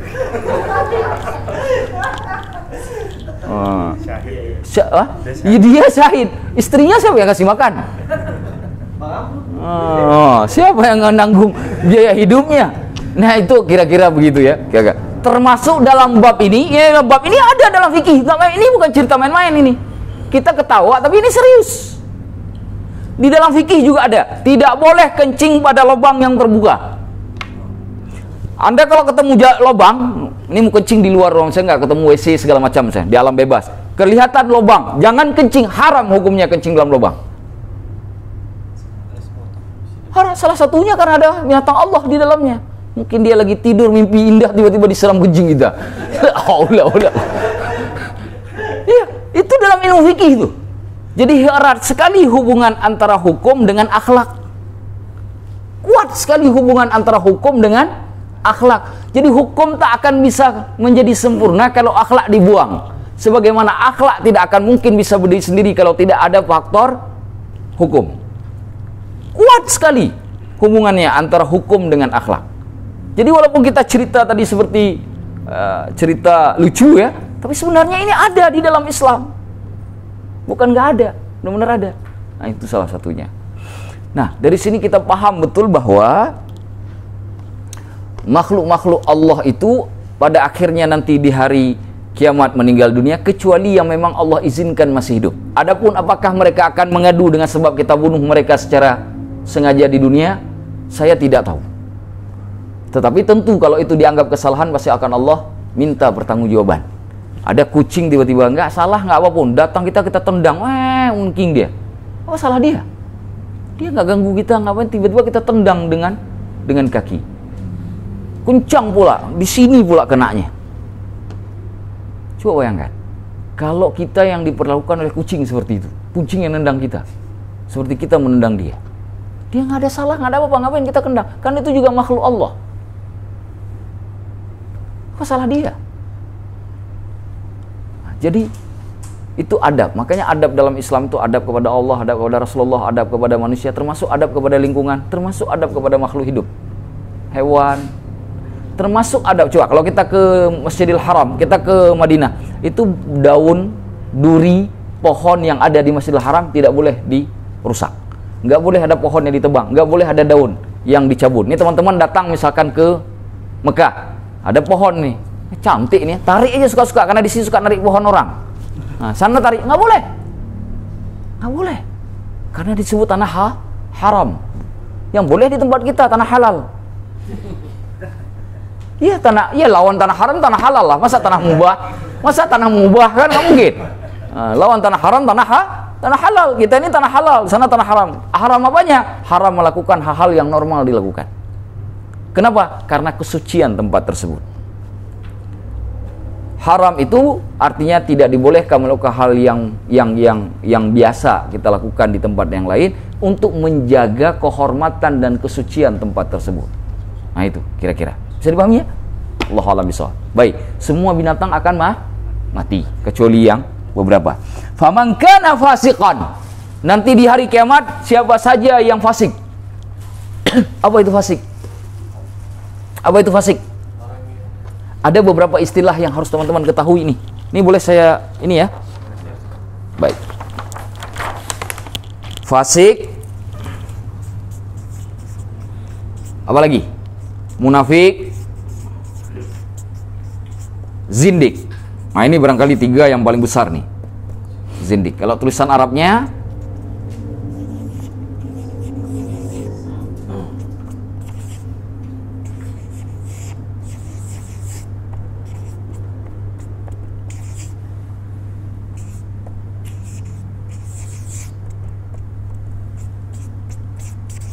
ini 3 nih.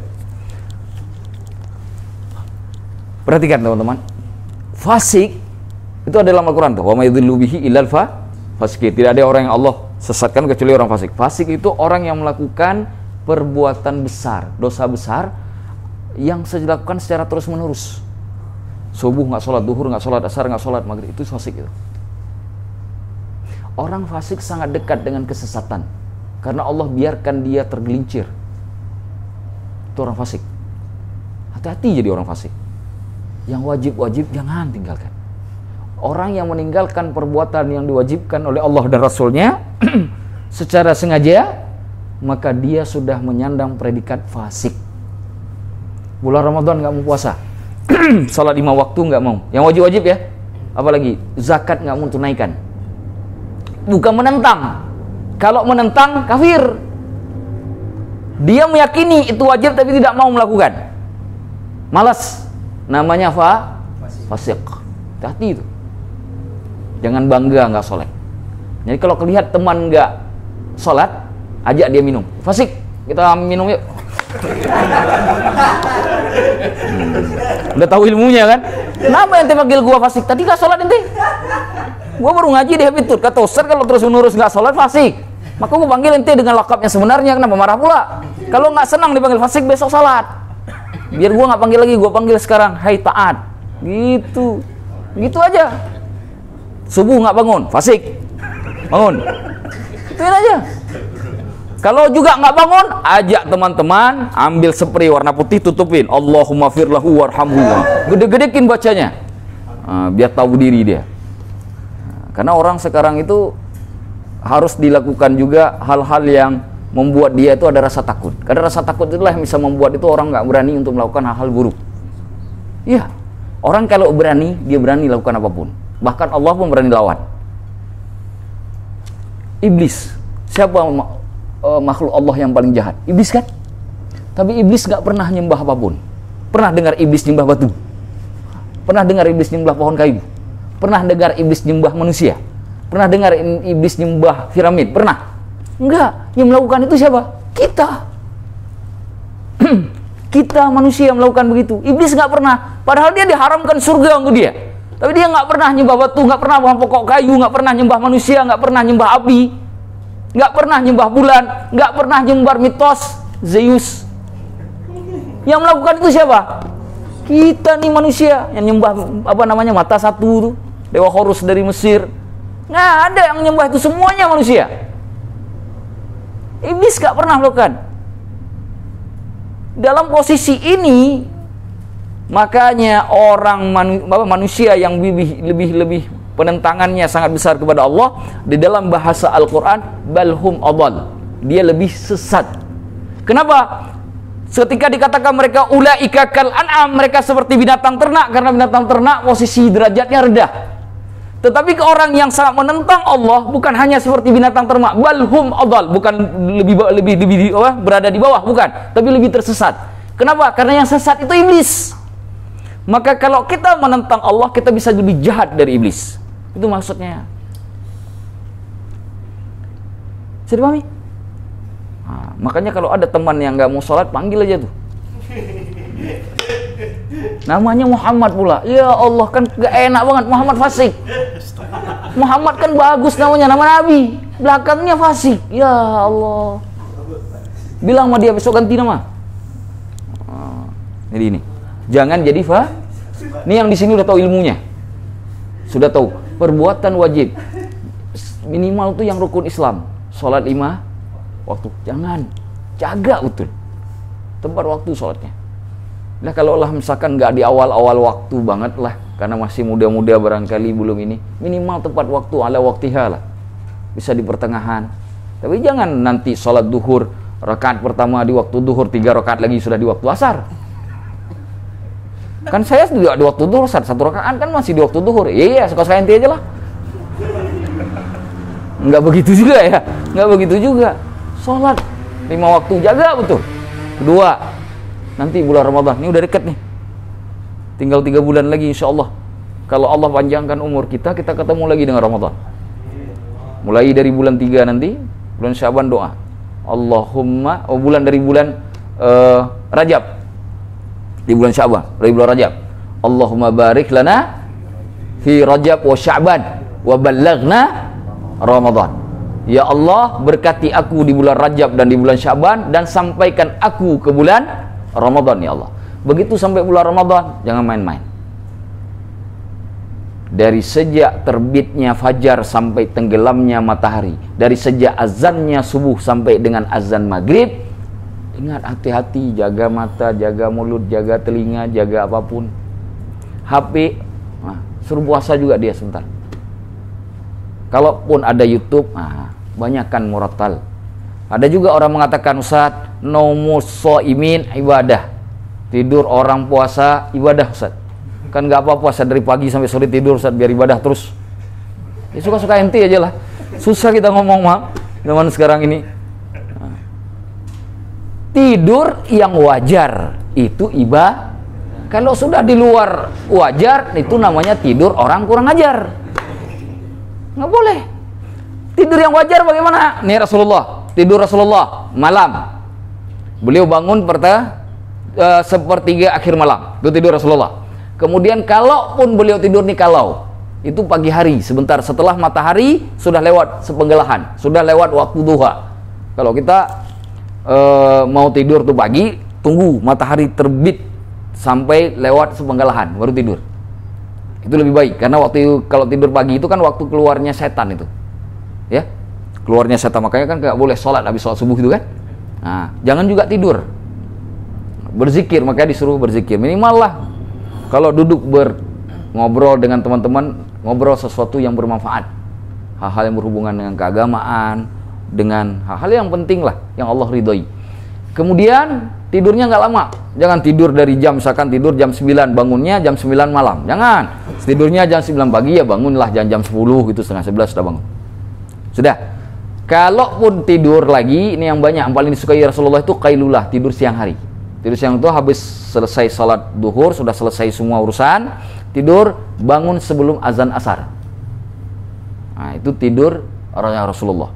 Kira-kira lah, kalau kita kira-kira dengan jam ya, sekarang tuh ya kira-kira jam 1 sampai jam setengah 3 gitu. Nah, kalau tidurnya siang gitu, saya 1 jam 1,5 jam. Setelah itu bangun. Makanya Rasulullah itu tidurnya enggak banyak, ya, sedikit sekali. Berbeda dengan kita. Kalau kita sedikit tidur. Baik. Kemana tadi? Yang fasik ya. Yang kedua munafik. Munafik, sudah tahu arti fasik? Munafik orang yang menyatakan keislaman dengan mulut tapi menyembunyikannya dengan hati. Menyembunyikan kekufuran dengan hati tapi menyatakan keislaman dengan lidah. Aku ini muslim, aku ini. Tapi dia, apa Rasulullah? Tiap hari dia hina Rasulullah di belakang orang. Itu munafik itu.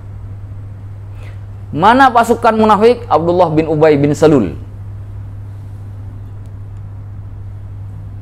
Abdullah bin Ubay bin Salul. Dalam sejarah disebut salah satu tokoh yang kemudian mengasas adanya Khawarij dan Syiah.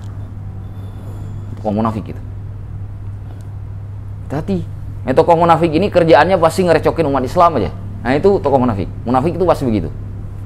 Orang munafik itu ada dua. Ada yang munafiknya dia tidak sampai mengingkari adanya Allah dan dia masih muslim. Ada yang sampai mengingkari Allah. Yang mengingkari Allah ini dia dihukum murtad, kafir. Mana orang yang dihukum murtad kafir dari kalangan munafik itu? Orang munafik yang dihukum murtad dan kemudian dianggap kafir, keluar dari Islam, itulah disebut dalam bahasa dengan zindik. Disebut dengan zindik. Itu orang munafik yang sangat besar penentangannya, pengingkarannya kepada Allah. Dia sembunyikan benar-benar kekufurannya, tapi kalau ketemu dengan Rasulullah, ketemu dengan para sahabat, baca surah Al-Baqarah dari ayat ke-8 sampai dengan ayat 20. Saya ulangi, surah Al-Baqarah ayat 8 sampai dengan 20. Itu semua sifat munafik yang Allah ceritakan. Surah Al-Baqarah ayat 8 sampai 20. Semua sifat orang-orang munafik. Sudah? Baik, kita lanjutkan sedikit lagi. Baik. Faman kana fasiqan lam yabqa fin nari ba'dal hisab. Orang fasik, nih orang fasik. Lam yabqa fin nar, dia tidaklah kekal di dalam neraka ba'dal hisab, setelah dihisab. Kenapa dia tidak kekal di dalam neraka? Karena orang fasik bukan orang yang dianggap murtad. Dia hanya transit di neraka, dihukum berdasarkan kesalahan yang dilakukan di dunia. Setelah kesalahannya sudah habis disiksa, dihapus dengan siksaan neraka, Allah kembalikan dia menjadi penduduk surga. Jadi sistem nanti di surga, sistem di surga ada dua kelompok. Pertama, kelompok yang pertama mukmin dan kafir. Orang mukmin itu masuk surga, orang kafir berada abadi, kekal abadi selamanya di dalam neraka. Orang muslim dibagi dua, yang taat dan yang tidak taat. Yang taat masuk surga, yang tidak taat dibagi dua lagi, yang taubat sama yang tidak mau taubat. Yang taubat masuk surga, yang tidak taubat, yang tidak mau tobat, transit lah. Ataupun jika Allah mau mengampuni dia, siapa tahu dia mungkin punya pahala yang luar biasa menurut pandangan Allah, tiba-tiba dosanya itu Allah ampuni, ya itu hak Allah. Balik ke ayat yaghfiru liman yasha wa yu'adzibu liman yasha. Indah betul kan di kehidupan. Artinya betapa besarnya cinta Allah kepada makhluknya. Lebih banyak yang masuk surga atau lebih banyak yang masuk neraka? Dari pembagian yang saya katakan tadi, masuk surga kan. Jadi jalan ke surga itu mudah. Bukan kata saya, kata Romai-Roma. Baru saya dengar tadi sebelum sini. Wa ammal mu'minuna fa fil jannati khalidun. Orang-orang mukmin itu di dalam surga kekal abadi. Wa ammal kafirun fa fin nari khalidun. Orang kafir dalam neraka itu kekal abadi selamanya. Wala tafnal jannatu. Tidaklah binasa surga. Wan naru, dan juga neraka, wala ahluhuma, dan juga tidak binasa penduduk keduanya. Ini kekal abadi. Jadi begitu Anda masuk surga, selamanya akan berada di sana, tak akan keluar lagi, dan akan selamanya Anda menikmati keindahan. Orang yang masuk neraka dua, yang tidak keluar sama yang keluar. Yang tidak keluar selamanya akan dia merasakan siksaan, tak ada batasan, tak ada akhir. Ngeri betul ya? Saya membayangkan kita hidup 100 tahun aja. Saya udah umur sekian ini aja udah bosan nih saya hidup di dunia nih. Iya, macam-macam keragam terjadi. Kalau mikir surga pengen besok lah berangkat surga langsung. Cuma kan susah berangkat ke surga, harus mati dulu. Dimati dulu, didatangi mungkar nakir dulu. Gak begitu kan prosesnya. Kalau boleh memilih, ya Allah matikan aku hari ini biar aku cepat-cepat ke surga. Kalau kita boleh memilihkan, tapi kita nggak bisa memilih. Aturannya bukan aturan kita, aturan Allah. Ini kalau kita ditatangi malaikat Jibril nih, ditanya satu-satu, hai Agus, mau lama di dunia atau mau cepat ke surga? Kira-kira milih apa? Iblis saja kalau bisa diajak milih, pasti milih. Pada masa Nabiullah Musa, Nabi Musa itu ketemu iblis. Dibilangin Allah siap mengampuni iblis. Siap mengampuni iblis. Senang betul iblis. Dari masa Nabi Adam ke Nabi Musa sudah dicap sebagai penghuni neraka, tiba-tiba Allah ngasih ampunan. Makhluk mana yang tak senang? Sudah ribuan tahun dia dihukum sebagai orang yang diharamkan masuk surga, tiba-tiba Allah siap mengampun. Kata Nabiullah Musa, tapi Allah kasih syarat, hai iblis. Apa syarat? Dulu ketika Nabiullah Adam ada kau tak mau sujud, sekarang kau cari kuburnya, kau sujud di kuburnya, maka Allah ampuni dosamu. Itu aja syaratnya. Cuma sombong iblis kelewatan. Nah, kalau itu gue syarat dulu waktu hidup aja gue gak mau sujud, masa waktu gue mati, dia mati masih gue sujud? Itu kata iblis. Itu kata iblis.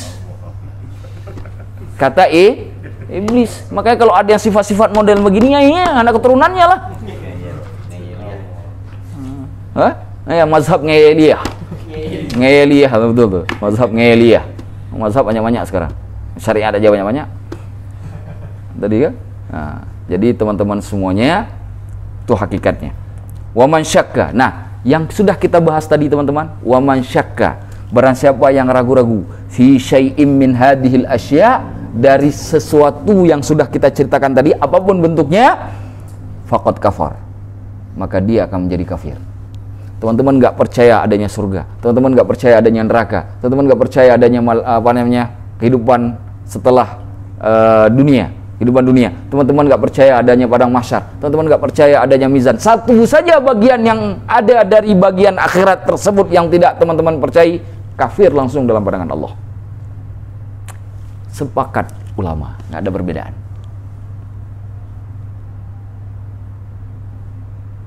Terus kalau saya kafir gimana sholat saya? Ya nggak akan diterima lah. Ya muslim aja yang sudah sah sholatnya belum tentu diterima sholatnya, apalagi inti kafir. Pasti nggak diterima. Kan begitu logika hukumnya. Kita ini sudah sah sholat, rukunnya sudah pas, syaratnya sudah pas. Kira-kira diterima nggak sholat kita oleh Allah? Belum tentu. Belum tentu. Makanya Sayyidina Ali mengatakan, takutmu kepada amalan yang tidak diterima oleh Allah harus lebih besar daripada kekhawatiranmu tidak beramal lebih banyak. Begitu caranya. Terakhir nih, karena ini sudah selesai bab dari hari akhirat.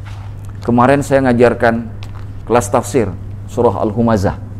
Ada sebuah hadis yang luar biasa dari Imam Al-Baihaqi yang saya kutip di akhir pertemuan, yang insya Allah ingin juga saya bagi pada malam ini. Karena hadis ini bagus sekali.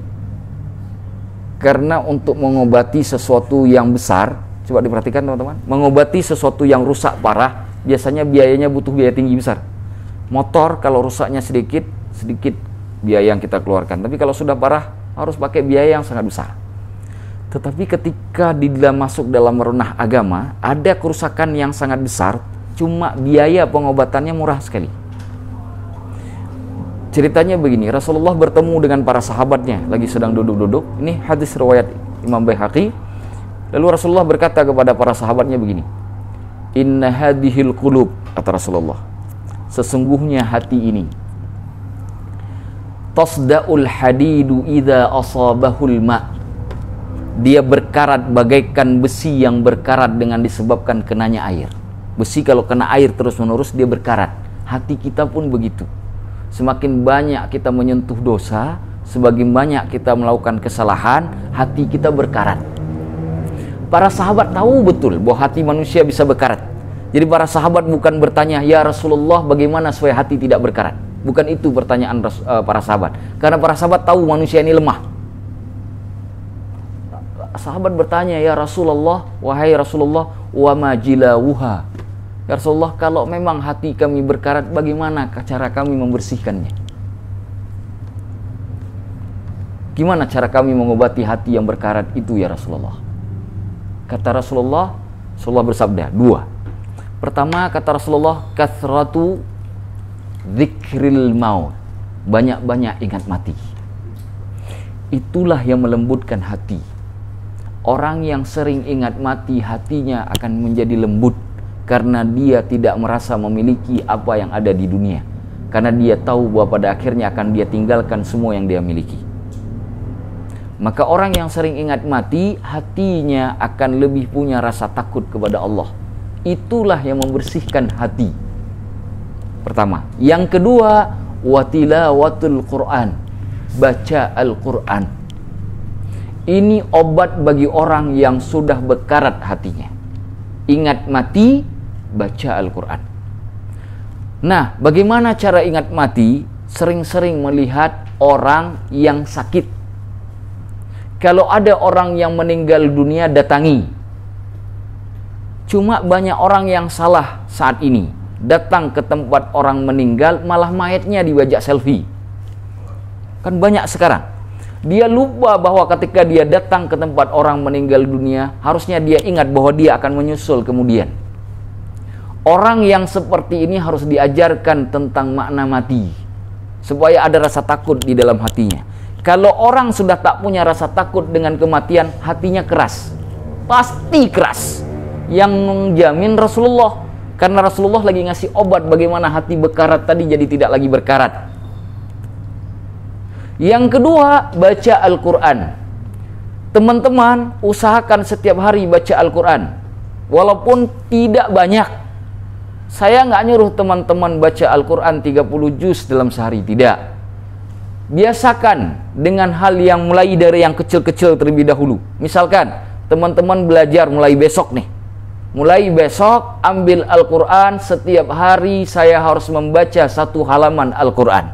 Setiap hari. 1 halaman Al-Quran itu kisaran ayatnya sekitar 3 sampai dengan 7 ayat. Lebih kurang itu rata-rata. Walaupun nanti ada yang 1 ayat, yang ayat panjang, ada juga yang ayat-ayat pendek yang lebih banyak. Tapi rata-rata ukuran normalnya itu ukuran 3 sampai 7 ayat. Usahakan baca setiap hari, jangan ditinggalkan. Itulah obat hati. Bacanya nggak mesti harus tunggu masuk masjid. Bisa baca di mana saja. Caranya bagaimana? Teman-teman yang kerja mulai besok sisihkan uang 30.000. Sisihkan uang 30.000, beli Al-Quran kecil, Al-Quran kantong, saku. Bawa kemanapun teman-teman pergi. Kalau memang tidak ada surat yang bisa dihafal, bawa kemanapun teman-teman pergi.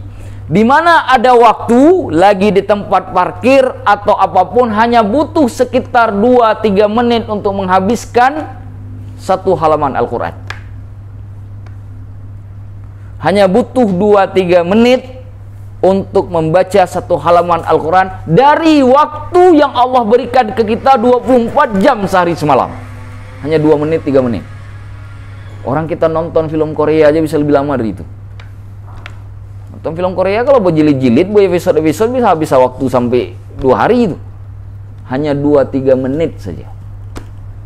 Setiap hari. Saya nggak sanggup. Bukan nggak sanggup, tapi memang malas.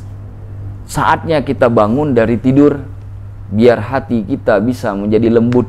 2, lakukan. Ingat, bawa pulang ini ke rumah. Bukan saya yang ingatin, Rasulullah yang ingatin. 2, hatimu biar lembut, biar tak berkarat. 2, ingat mati, baca Al-Quran. Ajak keluarga, ajak teman untuk selalu ingat mati, selalu baca Al-Quran. Insya Allah ada cahaya di rumah kita. Ada pertanyaan? Saya persilakan. Dengan ayat yang menyebutkan bahwa ada yang dibangkitkan dalam keadaan buta, dalam keadaan apa, itu gimana? Setiap yang dibangkitkan dalam kondisi kekurangan sama seperti dibangkitnya orang-orang yang syahid dengan berdarah-darah tadi. Untuk dipersaksikan betapa mulianya mereka di hadapan Allah, bahwa mereka dulunya di dunia seperti itu. Maksudnya dalam konteks yang kami bayangkan kalian dalam keadaan buta seperti yang orang makan riba atau segala macam itu. Oh, kalau itu bukan arti buta dalam makna yang zahir. Karena kalaupun dia buta, ketika dia masuk ke dalam akhirat tetap diberikan penglihatan kembali. Normal kembali, disempurnakan, karena bahasa hadisnya disempurnakan. Kalaupun ada malah nanti orang yang sampai berjalannya dalam kondisi pakai ngesot, ya seperti ngesot. Apakah dia nggak punya kaki? Ada. Nah, hanya pada momen tertentu untuk penghinaan, litahqir wal ihanah, untuk menghinakan orang tersebut saja. Bahkan ada yang macam-macam Allah berikan. Ada yang seperti Allah berikan para penzina, misalkan. Allah bangkitkan dengan kondisi badannya tidak enak dilihat. Bagaimana? Hanya Allah yang tahu, berarti nggak normal berarti. Tapi apakah dia akan kekal abadi? Enggak, dalam bentuk litahqir wal ihanah, itu menghinakan saja, menghinakan. Karena penghinaan itu sudah dimulai dari sejak bab kubur itu. Bangkit sampai ke neraka itu dihina terus. Kecuali orang yang keluar dari neraka masuk kembali ke surga baru Allah mudahkan, Allah selamatkan. Katakanlah dia riba di dunia, lalu Allah matikan. Lalu Allah dalam kondisi riba dan dia bertobat, berarti dia harus masuk neraka. Allah bangkitkan dalam kondisi buta. Apakah nanti dia dimasukkan ke dalam surga dalam kondisi buta? Ketika dosa ribanya sudah habis? Tidak, Allah kembalikan. Nah, jadi hanya batasan untuk penghinaan, untuk batasan tertentu, tidak selama-lamanya. Karena kehidupan akhirat lebih sempurna daripada kehidupan dunia. Termasuk orang yang khitan saja. Makanya hadis Muslim mengatakan, yang sudah dikhitan akan dikembalikan lagi kuncupnya oleh Allah. Kenapa? Supaya sempurna lagi seperti awal. Yang tak punya tangan kecelakaan putus 2 jari, nah dikembalikan lagi nanti oleh Allah. Tetap, kalaupun ada kekurangan yang Allah berikan hanya dalam bentuk hinaan, ketika itu sudah masa berakhir. Bahkan malah ada cerita begini. Orang masuk ke dalam neraka itu dia mengorek perutnya sendiri. Ketika isi perutnya sudah tumpah, diputar-putarin tuh sama dia. Isi perutnya tuh diputar-putarin tuh kayak orang tawaf itu. Tawaf kayak begitu. Cerita-cerita seperti itu semuanya, walaupun hakikatnya ada, itu semuanya litahqir, semuanya lihanah, karena semua merujuk kepada penduduk neraka. Kalau orang yang melakukan kesalahan di bumi dan dimungkinkan oleh Allah untuk diampuni dosanya pada saat hisab, tidak mungkin Allah hinakan. Sebabnya, ketika masa penghinaan itu selesai, maka selesailah penghinaan itu. Contoh lagi, ada hamba Allah, sebut saja kayak tadi, berzina segala macam, disiksa dengan penghinaan, ditertawakan, dicaci maki bahkan oleh penduduk neraka sendiri. Ketika dia imannya masih ada, lalu Allah habis menghukum dia di dalam neraka dan Allah angkat dia kembali ke dalam surga, apakah penghinaan itu masih berlangsung? Tidak, stop. Maka ketika pada saat Allah membangkitkan manusia dalam kondisi tertentu, maka itu tidak berlangsung sampai selama-lamanya. Yang selama-lamanya hanya siksaan, penghinaan saja. Orang kita kalau dihinakan satu RT aja malunya minta ampun kan? Ini satu dunia orang nonton. Mulai dari Nabi Adam sampai Nabi Muhammad nonton semua. Ini contoh misalkan teman-teman punya aib nih, dibuka nih satu Bekasi, malu nggak? Ini baru-baru ini kan ada koruptor termuda di Indonesia. Satu Indonesia orang tahu, bahkan satu Asia Tenggara orang tahu karena paling muda udah jadi koruptor. Itu keluar dari penjara tuh malu, subhanallah. Ya kalau orang kaya, nah kalau udah miskin keluar penjara miskin pula, nggak ada yang peduli, itu malu betul. Begitulah, coba kan, itu baru satu negara, ini satu dunia. Makanya tahqirnya, ihanahnya harus lebih gede. Wallahu a'lam bishawab. Ada lagi?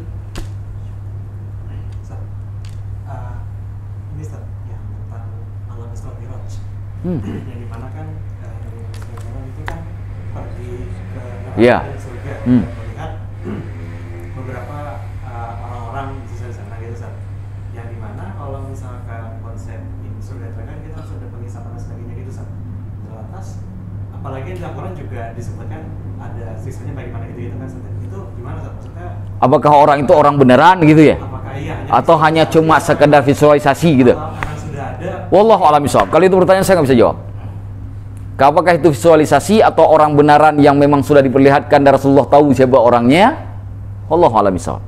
Tapi ada yang memang bukan visualisasi tapi yang kenyataan. Maksudnya orang yang dilihat, salah satunya adalah seperti Rasulullah melihat istananya Umar bin Khattab. Rasulullah melihat di dalam surga ada istana megah betul. Rasulullah sampai tertegun dengan istana yang megah tersebut. Di luar istana ada tempat ngambil wudhu, ada seorang bidadari cantik jelita sedang mengambil wudhu. Ditanya oleh Rasulullah, engkau ini milik siapa? Milih Umar bin Khattab, jawab bidadari itu. Dia udah tahu calonnya. Tak punya kita ada nggak? Wallahu a'lam. Ya, itu bukan visualisasi, itu nyata. Kalau yang lain saya belum bisa jawab. Wallahu a'lam bishawab. Ada lagi? Seperti Amr bin Luhai juga berarti bisa. Amr bin Luhai nyata. Tapi bukan berarti Abu Luhai saat itu lagi disiksa ya. Karena siksa itu kan harus nunggu sekarang. Diperlihatkan kejadian masa depan. Nah, maksudnya begitu. Ingat, Rasulullah itu kalau Allah izinkan bisa menceritakan hal yang terjadi di masa akan datang walaupun belum terjadi berdasarkan wahyu. Jadi yang diperlihatkan oleh Allah kepada Rasulullah apa yang akan terjadi di masa akan datang, tapi itu nyata kejadiannya, bukan cuma sekedar stuntman, bukan. Nah, bukan stuntman ya. Benar-benar Amr bin Luhai akan mengalami begitu, bukan stuntman-nya. Cuma belum terjadi ceritanya. Oke, yang diperlihatkanlah bagian realitas di masa depan yang belum terjadi saat ini. Nah, tapi bukan pakai mesin waktu, karena Allah Maha Agung. Ada? Ditanyakan? Ini sebenarnya hampir mirip Ustaz ya pertanyaannya. Rasulullah kan masih menunggu makhluk yang masih hidup mati untuk ini ya masuk neraka atau surga gitu ya. Nah ini kalau pertanyaannya kan kalau itu kan Rasulullah, kalau manusia-manusia ini ditunjukkan pada saat meninggal itu pada saat sudah dihisab itu Ustaz? Maksudnya? Yang ditunjukin kalau orang yang masuk surga tunjukin neraka kan kata Ustaz tadi yang awal. Dikubur. Iya. Iya. Di kuburnya, di dalam kubur ditunjukin langsung, diperlihatkan. Saya kalau meninggal dunia hari ini Allah teman-teman kuburkan saya. Begitu teman-teman tinggalkan saya sendiri, nanti setelah saya dihisab di dalam kubur, dihisab dalam kubur itu ditanyakan oleh Munkar dan Nakir. Setelah selesai, saya sudah tahu di mana tempat saya. Karena saya sudah tahu apakah saya dapat kenikmatan atau saya dapat siksaan. Saat itulah diperlihatkan di dalam kubur itu.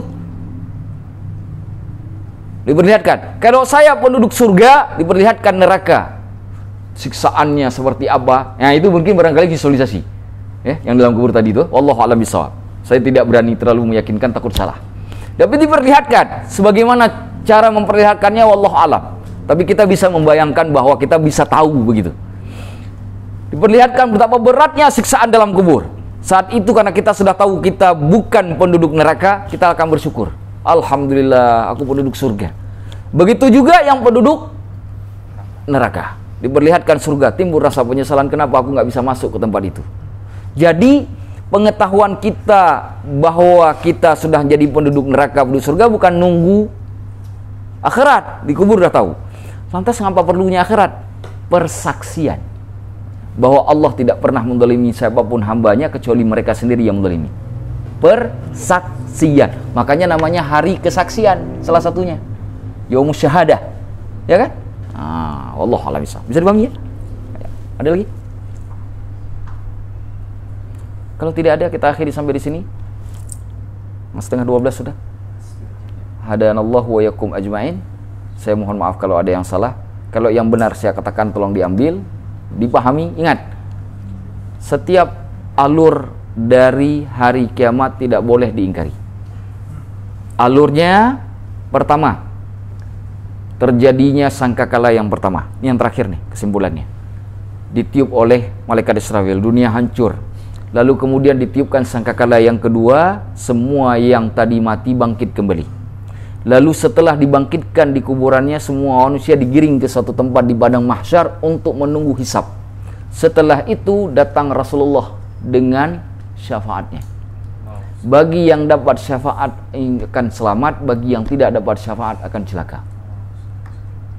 Ketika Rasulullah sudah selesai memberi syafaatnya, baru penghisapan terjadi. Satu persatu makhluk dihadapkan kepada Allah Subhanahu wa taala untuk mempertanggungjawabkan apa yang dia lakukan di dunia. Setelah itu, setelah dihisab, untuk memuatkan hisabnya Allah kasih catatan amal. Yang beriman akan menerima dari sebelah kanan, yang kafir akan menerima dari belakang punggung. Setelah diberikan catatan amal, lalu ditimbang kembali. Jadi 3 periode untuk hukuman itu. Apa namanya?